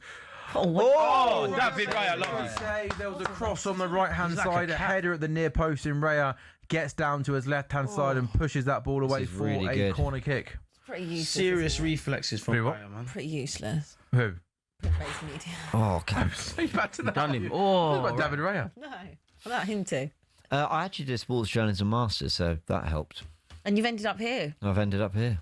Yeah. Yay me. You didn't go to uni. No, I didn't go to uni. None of us didn't go. We're 10 minutes away, James, from you recreating the clip, by the way. Huh? You're 10 minutes away from you recreating the clip. it's your time to shine. But imagine how. Which you have to do, and you have to do it naturally at full time. We can't cue you up, all right? Just imagine how viral you'll go. This is a reminder. James went viral many, many years I'm ago. not looking for to go basically viral. over-celebrating an Arsenal draw at home to Man City. No, which because- some people say made him famous It and a did. well-known person. No, because and James is going to run it back at full time. No one remembers your tactical shirt. I loved it. I Oh, was very that's mean, Abby. Especially with him and Graham, it was sick, man. no, not that one. The one he used to do. I loved that tactical show. Oh, the one doing Matisse. I loved it. It was actually great. Two great footballing minds. Was Thank you so very, much. very, very big fan of that show. But you did make it really because of that clip. But the thing is, Abby, I thought it was a great point at the Etihad. That's the thing. That's what everyone's missing. Yes. I celebrated that. Is it over? Is it over? It was a great point. You're actually not wrong. That's It was a great point. That's what I was sad about it. The way they remixed He it. kept to us 2 celebrate- points ahead of them in the title race. This would be a brilliant draw, so you can. I would take a 0-0 and celebrate the same way in 2 Well, weeks. You're going to In be. 2 weeks. No. This is You're going to be. this is half time. Who said you're invited back in 2 weeks? It's also next week, by the way, not 2 weeks. Is it next week? I will. It is Yeah. next. But I'll have the camera out. I'll do a watch along. What is it next Wednesday? What is it next Wednesday? Well, we're not sure what we're doing next week. We'll see how the Liverpool game goes tomorrow night, and then we'll make a decision. Whether But are they we do playing do it. on Wednesday or are they playing on Tuesday? No, we're playing on It's going to be Wednesday. flipped around. They play we're playing Wednesday on next Wednesday. week. Wednesday, Sunday next week. You know what? I reckon there's a moment. Here's Max Dowman now. Mad Max. You Do can't you know, stop him. I think he's got really good upper body strength for a young Yeah, kid. he's 6 foot. Look at him, man. He like, just glides. oh my Ref, how word. many? Book him. He wins. He's He unbelievable. wins another free kick. Quick He's thing. 6 But he's strong. Yeah. But also, I think he looks like he's well built. Like he can carry is. himself well. But that's the same with Lamine Yamal. Obviously, I'm not talking about the ability, but in terms of the physical, being able to Hit it! Martinelli, I love you! Oh, Martinelli with a shot from the left-hand side, bounce in front of the goalkeeper. He collects it. Bayern are in here for a third goal. That's really good defending there. Ball across the face of goal, and it was clear before it fell to a Bayern Munich player. Real Madrid 1, Bayern Munich 2.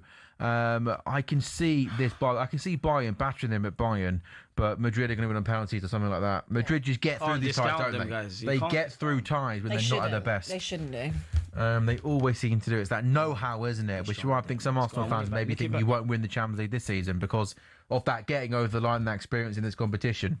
Ben White keeps giving the ball away and it's really annoying me. He's knackered, man. Yeah, he's he's knackered. I feel sorry for obviously White. Like we've ran this guy into the ground for years. He looks knackered. He hasn't played too much football this season, though, has he? Compared to No, previous but then seasons? that's the flip side. When you haven't played too much and you're then suddenly thrown in, that's where the physical condition comes to it. Like if you go around the Wolves period, he picked up an injury. Southampton, I feel he looked spent in the first half. Obviously, there's no Timber. I actually thought Mosquera might start right back today, but Ben, apart from what James said, Ben's done all right today. They all have. We confirmed earlier that Southampton are a very good team, right? Brilliant side. They're now team in Europe. 5-1 up at Wrexham. Yeah, they're one of the Wrexham best in the 1 country. Southampton 5. That is They're one of the remarkable. best in the country. No one else has. I think it's embarrassing how many people didn't think they'd beat Arsenal. Yeah. I did. You thought they beat us? That's a great footballing mind there. I did. Yeah. Yeah. Well done, Southampton. Go on, White. I hate them, by the way. More for the fact that I just thought it would. I do. just They thought- ruin our every year. They ruin our season, even when they're not in the Premier League. I remember. Even when they're in the Premier League, they ruin our season. I remember. I'm a big fan. They've knocked us out of 2 FA Cups in the last 5 years. Yeah, It was more that I just wondered if it would be. Oh, goal! Oh, how's he saved it? Thank Keeper's you, done David so Raya. And it's well. offside ref as well. Raya, I love you. Shot from the right-hand Boys, side, wake up. inside the box. Raya gets down. I think he spills it just, but he does enough to then get onto the ball before the centre forward can get to it. And he does enough, doesn't he, to keep out CJ? That's the most important thing. Fantastic from Raya. He almost makes an error and then atones for it. But when he called upon, Raya has got us out of jail time and time again. And today, in the second half, in his last few exchanges, we keep saying, David Raya, boys, just manage the game and let's go back to the Emirates with something to play for. I think we're a bit torn between whether to chase this Stick or winner. twist, yeah. I think we are a little bit. Or and just that to wait and take it to the home. Emirates. But that's where you look at the players, surely, like, manage this now, boys. As much as Arteta has to have a bear in it, that's why I'm looking at the players, like, you're all old enough to know better. Decent effort from Mbappe. It's been a really open game at the Bernabeu. I mean, even when it was 2-0, it was 11 shots each. What? Can't multitask. Which is what we thought it I'm would just be. doing my bit for sports broadcast. Yeah, he's multitasking, man. No, please, take it away. Everything covered, man. Big up, James. Brought to you by William Hill. New from William Hill. New from William. Although we're 9 months in and at least it's not that new. But yeah. I mean, they've had about 15 different hosts on Inside Gooners. You might be number 16 with that. You might be able to. God's grace. Just waiting for my call. Who is the host of Inside? I'm actually. I think they mix it up. I think, don't they? Most Nick. weeks. Just seen What? Nick do it. What's I've he seen giving Harry it? do it sometimes. Ben's not in this season, is he? He did it I'm last. actually on that tomorrow. Oh, has he? Okay, Benji What's starts. that crying about? Yeah. Nice. Busy week. What do you reckon then, guys? Is there a goal in this game? You're right, it's a tough one. Do you try and go for that goal to try and take the lead back to the Emirates, or do you know what? I reckon you know a bit like that the last 16 tie. Raya does that. Sorry, that's a better say. He does spill the first shot, but it wasn't an easy save. But then how well does he do when he spills it? He's like a to tap. get up and make that. That's right. That's an even much better save than I first thought it was. The way he reacts to get up and stop the shot from close range. It's ridiculous. I mean, we see Raya do it for us week in, week out. I wish we were saying more about our attackers than Raya, but that's why you've got a solid pair of hands. And yeah, big up Raya for that. But I never want to see him again in this game. Can we nick a goal?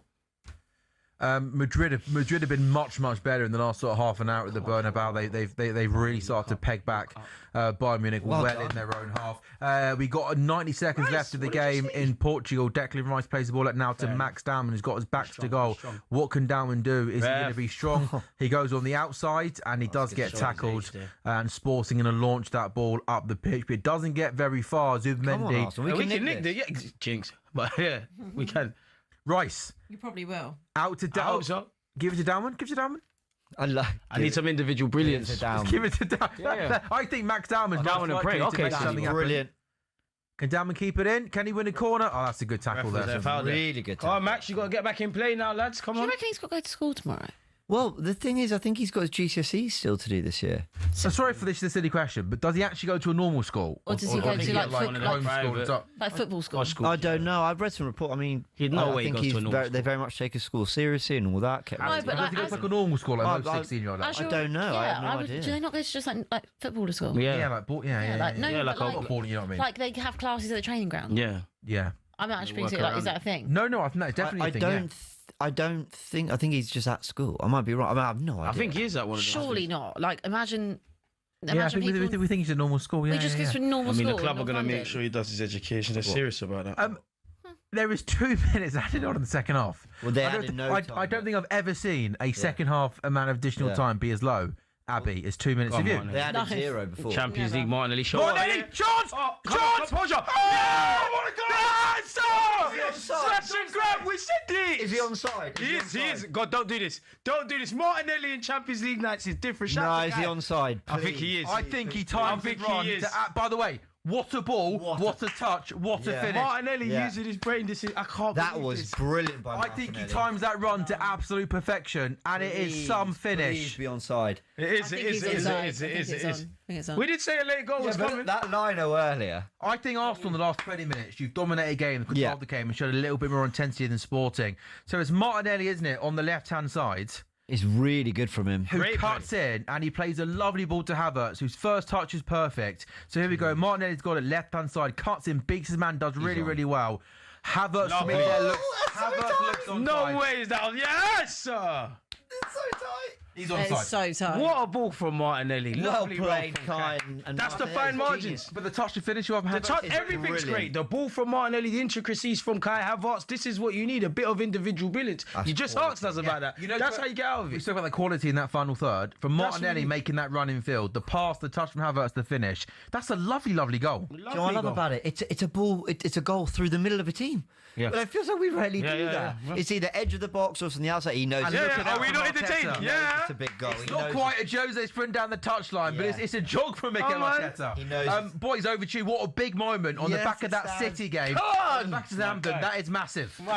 That's huge. And we deserved it. And do you know what? Do you know what I love? Is that there's 90 minutes of footage of us having been quite calm at 0-0. Very calm. And then because the thing about Arsenal, and everyone kind of they think Arsenal fans, we win and we're happy, we lose, we're disappointed. 0-0 here, the chance for into Sporting. I was quite calm because it's difficult to go away in the champion. Oh, they're going to have...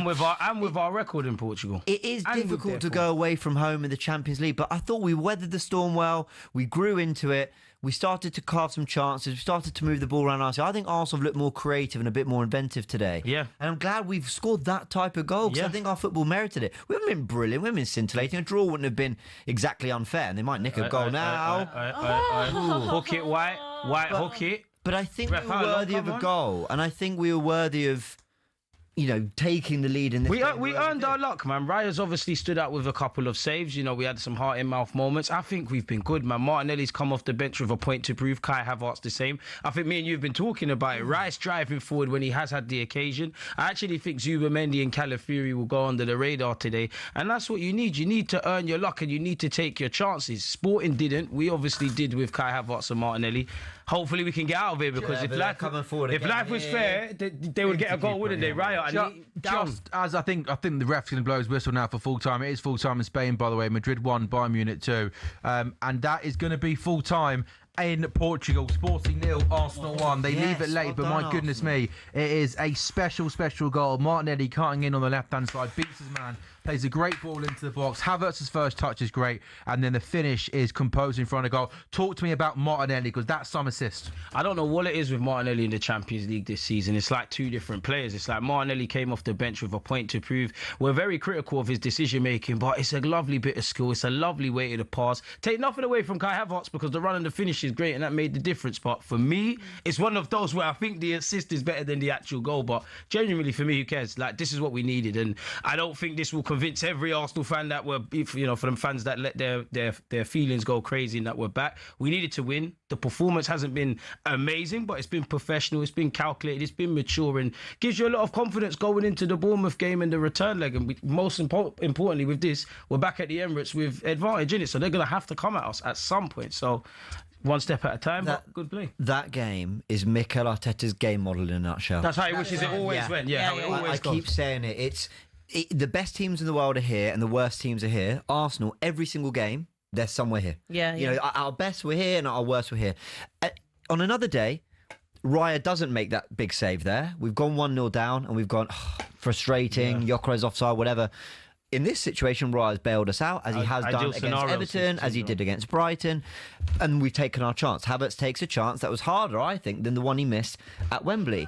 And so Arsenal play on the margins, where Arsenal never get dominated, but we also don't dominate anyone. So there's that kind of, we're always kind of in a game, everyone's kind of in a game with us, but we like to control the controllables, we like to move the ball around, we rotate, we're very good at the high press, we get into a good shape, and we hope that that moment's going to come. Today the moment came, but I felt that away from home, weathering the storm, we deserve that tonight, so I'm happy. Abby, I think, I don't know if he gets enough praise, but the goalkeeper's world class, isn't he? Like his levels of consistency for Arsenal now. So we're talking now a couple of years, big saves and big moments, and you ain't going to win anything without a world class goalkeeper in goal. And Arsenal have got one. That guy, I think, is absolutely outstanding. He doesn't put a foot wrong. No, he's very, very good. It's so rare that you see him make a mistake. And also, when you've seen the rotation of bringing someone like Kepa in, obviously they're nowhere near the same level, and you see the drop off. I think Arsenal's biggest strength is the spine of their team and what they have built. When you look at David Raya, and when they brought him in, you were looking at Ramsdale and thinking, well, hold on, we paid 50 million for Ramsdale when you brought him in? For 85. Oh, 35, sorry. It was the same team you brought Ben White in for 50, right? Ben White there we go. 50, That's why I was getting confused. So, you don't think at that time that the Ramsdale, the situation with the goalkeeper was what you really needed to focus on. But obviously, Mikel Arteta saw something that he wanted to change. And David Raya was a brilliant signing. I think he was in Spurs that same summer. And again, chose to go over Vicario because it was the cheaper option. But anyway, still, I digress.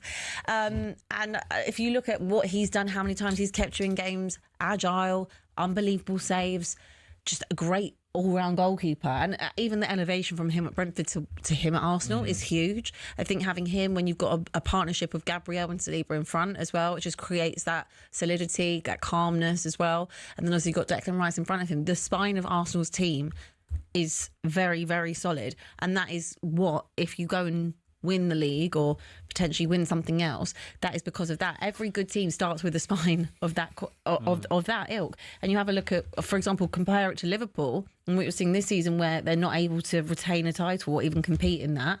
You know, Alisson hasn't, obviously he's not fit at the moment, but he's been in and out of the team. Well. Virgil, Van Dijk and Konate have not been a good partnership. Your midfield, in terms of Gravenberch and McAllister, they've not been at it. So your spine again has been completely rocked. I haven't even got I haven't got a flipping spine. In my team, Sporting, by the way, Abby, in my team, they had won 16 games in a row prior to tonight. Look, you know, people will say it's only Sporting, it's not, you know, one of the big boys, Barca, Bayern, but having lost back-to-back games, having to go away from home against a team that are in form, had an amazing result against Bodo Glimt, overturning that deficit. Don't sleep on this result and performance. You've gone there, you've been measured. You know, they had that one big chance in the 7-8th minute. Apart from that, though, you controlled the game. And what I liked was, I thought, in that last 20 minutes, half an hour, it looked like you wanted to try and force them to try and get the goal. Move things a little bit quicker. And then you have that moment of quality there. I think this is, you know, Arsenal have got stick. And okay, you know, 2 bad results. But I think to bounce back like that in Portugal with a result like that is special. You know what's so telling is Arteta's reaction to that goal. He knows what it means. He looked like it really... almost like there was an anger in him that he was kind of like, yes, thank you. Whether the Go on. Just to interrupt you, do you think there was part of him? I'm not saying he didn't want to beat Southampton, obviously, but was there part of him that wasn't too bothered about the FA Cup? Or was that just not? I think the opposite. I think he was extremely bothered by it, and I think the criticism he's received off the back of that, I think he's going, hold on, I could have assembled any players from this squad, and they should have got the job done with all respect to Southampton. And put their best foot forward, which they didn't do.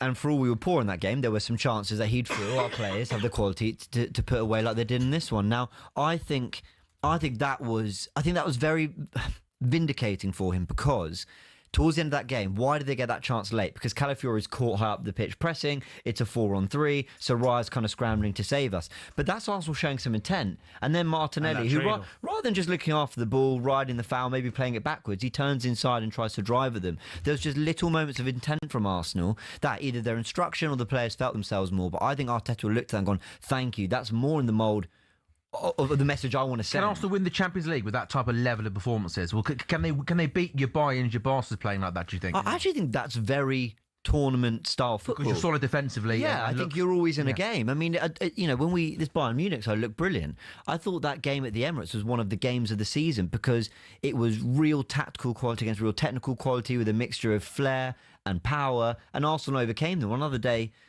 Bayern, that first half, I thought looked quite good.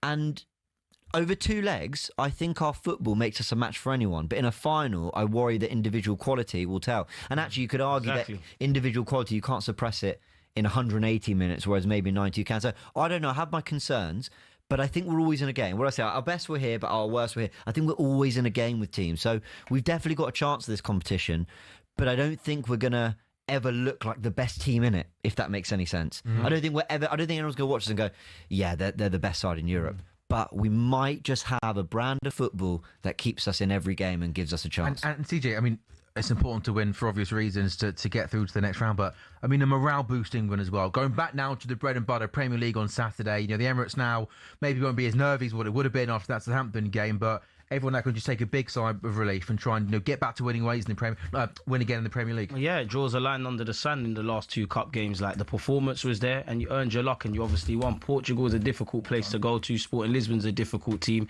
You've come through it. You've knocked it on its head now. Now the key thing is to enjoy tonight, take the good and make it great. Focus on Bournemouth, focus on the second leg against these lot, and obviously do what you need to do against City. Again, this is the reaction we wanted. We had to sit in those negative feelings in the League Cup. We then came back. FA Cup was poor. We needed this win, and you saw in Arteta's emotion. And unpopular opinion, they say my boys and my manager doesn't care. It might even mean too much to them. So somewhat of a weight is lifted. Get back to England, focus on Areola's men in Bournemouth, and let's just keep fighting to have a good time at the end of the season.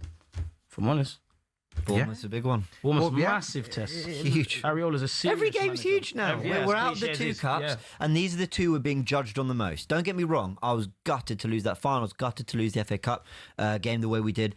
But if Arsenal had not won the others and won an FA Cup, you know what they'd say? I think there'd still be a lot of eyes going, yeah, okay, nice, a trophy, but we're being judged on the two big ones, and I'm really glad we came back with something of a response performance and certainly a response result. Yeah, I'm still seeing people on social media throughout the game saying stuff, we touched on the top of the show about, the style of football, being a bit critical of Arteta, let the handbrake off. But, I mean, Mikel Arteta now can look at that, go into his post-match interview, can look everyone on the eye and say, that was a tactical masterclass. That's people engagement. Away from home, clean sheet. We've gone away from home against a team that have been in great form, especially at home. Clean sheet and a victory. And we've risked it as well. Like the trade-off we've actually played with a bit more invention, bravery and intention today. And you saw Sporting have half chances. I understand all of those statements, but it does feel like people don't watch the game. They just say the same old buzzwords and engagement hype. There's no way you could look at that today and say, go ridiculously gun-ho, leave spaces. It was two good managers. And also, that Arteta's just not going to do that. Exactly, and it doesn't make sense because Sporting have given a great account of themselves. Again, I think even their manager, he's been a manager for 8 years and he's obviously done great things for Sporting. At least just be a bit fair. Like, when there's conditions to be attacking and all of that, we'll go and do that. Today wasn't that. We've earned our luck. That is something we want to see from the gaffer. I think it's more the Bournemouth game. Like, if you were going to go a bit more out there, like, I think that's probably the one to do it when you're at home. I hear it, but I think if anybody's seen Bournemouth... He's not going to do it anyway. Like, if anyone's seen Bournemouth and Areola, you've got to be very careful. That's a chess match. But you're more likely to do that at home than you are being... 1 million%. Yeah, 100%. Why does context go out the window sometimes with these? It's like... Southampton's a one-off game. Southampton's a one-off game. all the respect in the world to them, they were brilliant on the day, but championship opposition, the winner that day goes through. So you've got to play with a slightly different intensity, with a slightly different demand to get the game done in that 90 minutes. Tonight, you can lose 1-0 and still go through. So it's a very different requirement. I'm not saying a 1-0 defeat's good. I'm not saying a 0-0 something to be happy about, which I tend to be. But it's a different context. You're playing with this element of like, there is still another 90 to go. Yes, go for it. But don't end up 2-0 down because actually you've been sloppy defensively. Things have happened. Don't throw your hand in before the time comes. I do think the performances when it's come to Carabao Cup and the FA Cup have been very, very disappointing. Below par. Absolutely. Well, not for me, but if I was you too. Very below par. Yeah. Very below And I par. do think that considering where you are at, and you are expected to, even though it was Man City, it's not the same City. Respectfully, it's not. And I just think that I think you were expected. I didn't really feel like a lot of Arsenal fans thought you weren't going to win that. I actually didn't think we were. You didn't think you were going to win that? No. Every prediction I was asked, I kept saying 2-2 and I wouldn't answer the rest. Why? Well, how long have we got? But no. About 5 minutes? 4.5 minutes, to be precise. No, sorry, I keep repeating myself. Everything I've said. We don't dominate teams, and every team's in a game with us. And when you look at some of the wins and drop points, Brentford, they dominated the first half against us. Wolves, they dominated the second half against us. Brighton had more of the ball. Everton, I thought, had some really good chances in that game at the Emirates. We won 2 of those, we drew 2 of the others. But they weren't that different in terms of the games. So I thought City, if they were on it, I thought Pep Guardiola as well, there was going to be a different pressure. 9 points behind in the Premier League title race, out of the Champions League. I think they would have seen as the Carabao Cup as like a really big deal, even though we did, because we haven't won a trophy for 6 years. I think for this season in isolation, the only thing I found strange with the City was not the original setup. Was more. I thought they were going to show up. Was basically more how you responded to going behind. Like I was sort of almost waiting for Arsenal when they went behind to try and be then a little bit more aggressive. But why? Because you're losing. You have to try and get back in the game. And I completely agree with that. But you've got to take more risks when you're losing games. 100%. But Arsenal this season have found it very difficult to overturn when momentum's against us. We're not very good at like doing the Fergie thing of like flicking the switch and now suddenly it's going to be 10 minutes of all of us going for it. Like, we don't really do that. I can't remember. You're quite slow in that sense. Like, it's quite very methodical and thought out. We can't turn it on and off like a tap. We just don't do that. Against Southampton, we equalised and we still didn't build on it. You see this straight away. They should have been shook at that point. Okay, they finally got their goal. Now here we go, hang in there. Yeah. If anything, they grew back into it. Well, this is where I look at the players as well. As much as it's about tactics and things of that ilk, the individuals always make. This is where I like my players. I'm never going to sit here and bash them. But if we want to be something we've never been, if we want to get somewhere we've never been, then everyone has to be something they've never been in. That's where I'm looking at my players. You're very good, but to be a great team, there's, like you said, like James said, the fine margins went for us. There's also equally, as he also said, times where it's gone left and we're doing the ifs and buts thing. Like we had possession, we had dominance. Yeah. If this happened, if that happened, that's where I'm looking at the players, because even in that League Cup final, you could say the moments went for City. I could bring you examples like at Anfield where psychologically, I don't know if Szoboszlai is going to go and put in that free kick, but you can kind of see the tide turning. I mentioned Man United as well. One of the best games I feel in the Premier League that I've seen from my football club would be Newcastle away. I think we reacted to refereeing decisions. We've obviously going to go down with individuals making mistakes, with people coming off the bench and making the difference. At a push, I'd probably say City at the Emirates, but then I kind of discount that myself because we was chasing the game. I feel there's another edge to come from these players psychologically. I see a few of them, but that needs to be everyone. And by the way, you know, the neutrals might hate Arsenal. Goodness me. Thanks to you guys in this victory this evening, the Premier League is now guaranteed to have at least 5 teams officially next season in the Champions League, according to the great Dale Johnson. So thank you, Arsenal, for looking after us. Thank you for making Chelsea fans, Liverpool fans. Brentford, Everton. Hey, football, Arsenal saving the day. Hey. Come on. You are absolutely well done. No worries. I can't reach you. My team are going to need 5th place this season to get Champions League football. So, hey, we might have just kept Arne Slot in the job. Oh no. People say they hate Arsenal, but they're the ones saving us all, Abby, aren't they? Yeah, man. Not me. Not I. No one can save us. Only God. It's in God's hands at this point. I don't even think. I'm so not ready to come back into this. Like I've had the nicest few weeks Abby, off of Spurs. Would you rather These always do on social media. We win nothing. Let's go viral. We win nothing, but you get relegated, or we win the league, but you stay up? Great question. Neither. No, not the answer. You have to answer. I've been asked it before. Well, answer then. I don't have an answer. Tell us. Well, it's more likely that you're going to win the league. That wasn't but the question. Keep working on. Obviously, I don't know. I don't know. You don't want relegation under any circumstances. Well, like I said, I've kind of come to terms with EFL Abbey. So like, it's going to be quite fun. We've won the league at your ground. Yeah, I know, like, twice. Twice. Yeah. No, obviously, I would have to have us stay in the league. Someone asked me the other day if it was Sol Campbell who kept you in the league, would you have him as your gaffer? And I was like, well, whoever's going to keep us up, then I'd have to just say yeah. That would be some story, wouldn't it? Sol Campbell returns to Spurs as manager to keep them up. By the way, they keep on showing that Raya replay from that save where he sort of makes the initial save, gets up and saves it. It is genuinely world class. And that assist from Martinelli gets better and better the more times you look at it. Lovely assist. Oh, it's beautiful, Abby, isn't it? The way he just cuts in, goes past the player like he's not even there. And then he has to time that pass, doesn't he? The weight of the pass, CJ, to absolute perfection. That is so close. This is what annoys me, right? So that's his arm they've highlighted. But you're not allowed to score with your arm. That's why he's onside, because you can't score. Yeah, I know, but I'm just like... But had it been slightly further back and captured that much of the sleeve, yes, he'd have been offside. Exactly. I don't like this. I always think the sleeve I don't want the last 30 subjective. seconds to be offside. We're off air, and let's end on a real positive. Okay. In 10 seconds, CJ, sum up how big this night is tonight for Arsenal. We reacted. We won. Let's focus on Saturday. Amazing stuff. Come on, you Arsenal. James, CJ, Abby, thank you so much. Thanks for having us. Madrid Bayern has restored faith in football. That was an end-to-end absolute thriller. That was a pleasure to watch. And Arsenal might be out of the FA Cup. They didn't win the Carabao Cup, but my goodness me, they've responded beautifully this evening. If you're watching on talkSPORT's YouTube channel or your smart TVs, I promise you, do not go anywhere, because in this very chair is going to be Jeremy O'Hara, and in that very chair is going to be Jason Cundy, 03717 223344. Come on, join the lads. Arsenal fans, a good night. Get calling. talkSPORT Goals back on Sunday at 2.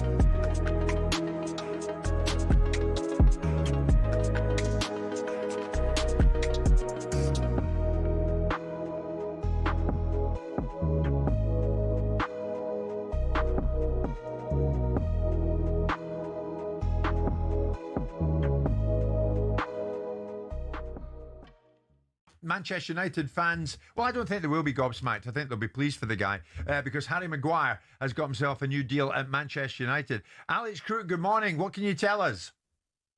Good morning, Jim. Good morning, Simon. Welcome back. Yes, Harry Maguire has committed his future to Manchester United. He signed a new deal until the summer of 2027. With the option of an extra year. I can also reveal Kobbie Mainoo is close to agreeing his new deal at Old Trafford. So two players being tied down by United. Maguire says representing Manchester United is the ultimate honour. It is a responsibility that makes myself and my family proud every single day. I'm delighted to extend my journey at this incredible club to at least 8 seasons and to continue to play in front of our special supporters to create more amazing moments together. Jason Wilcox, Director of Football at Manchester United, he's quoted in the statement as well.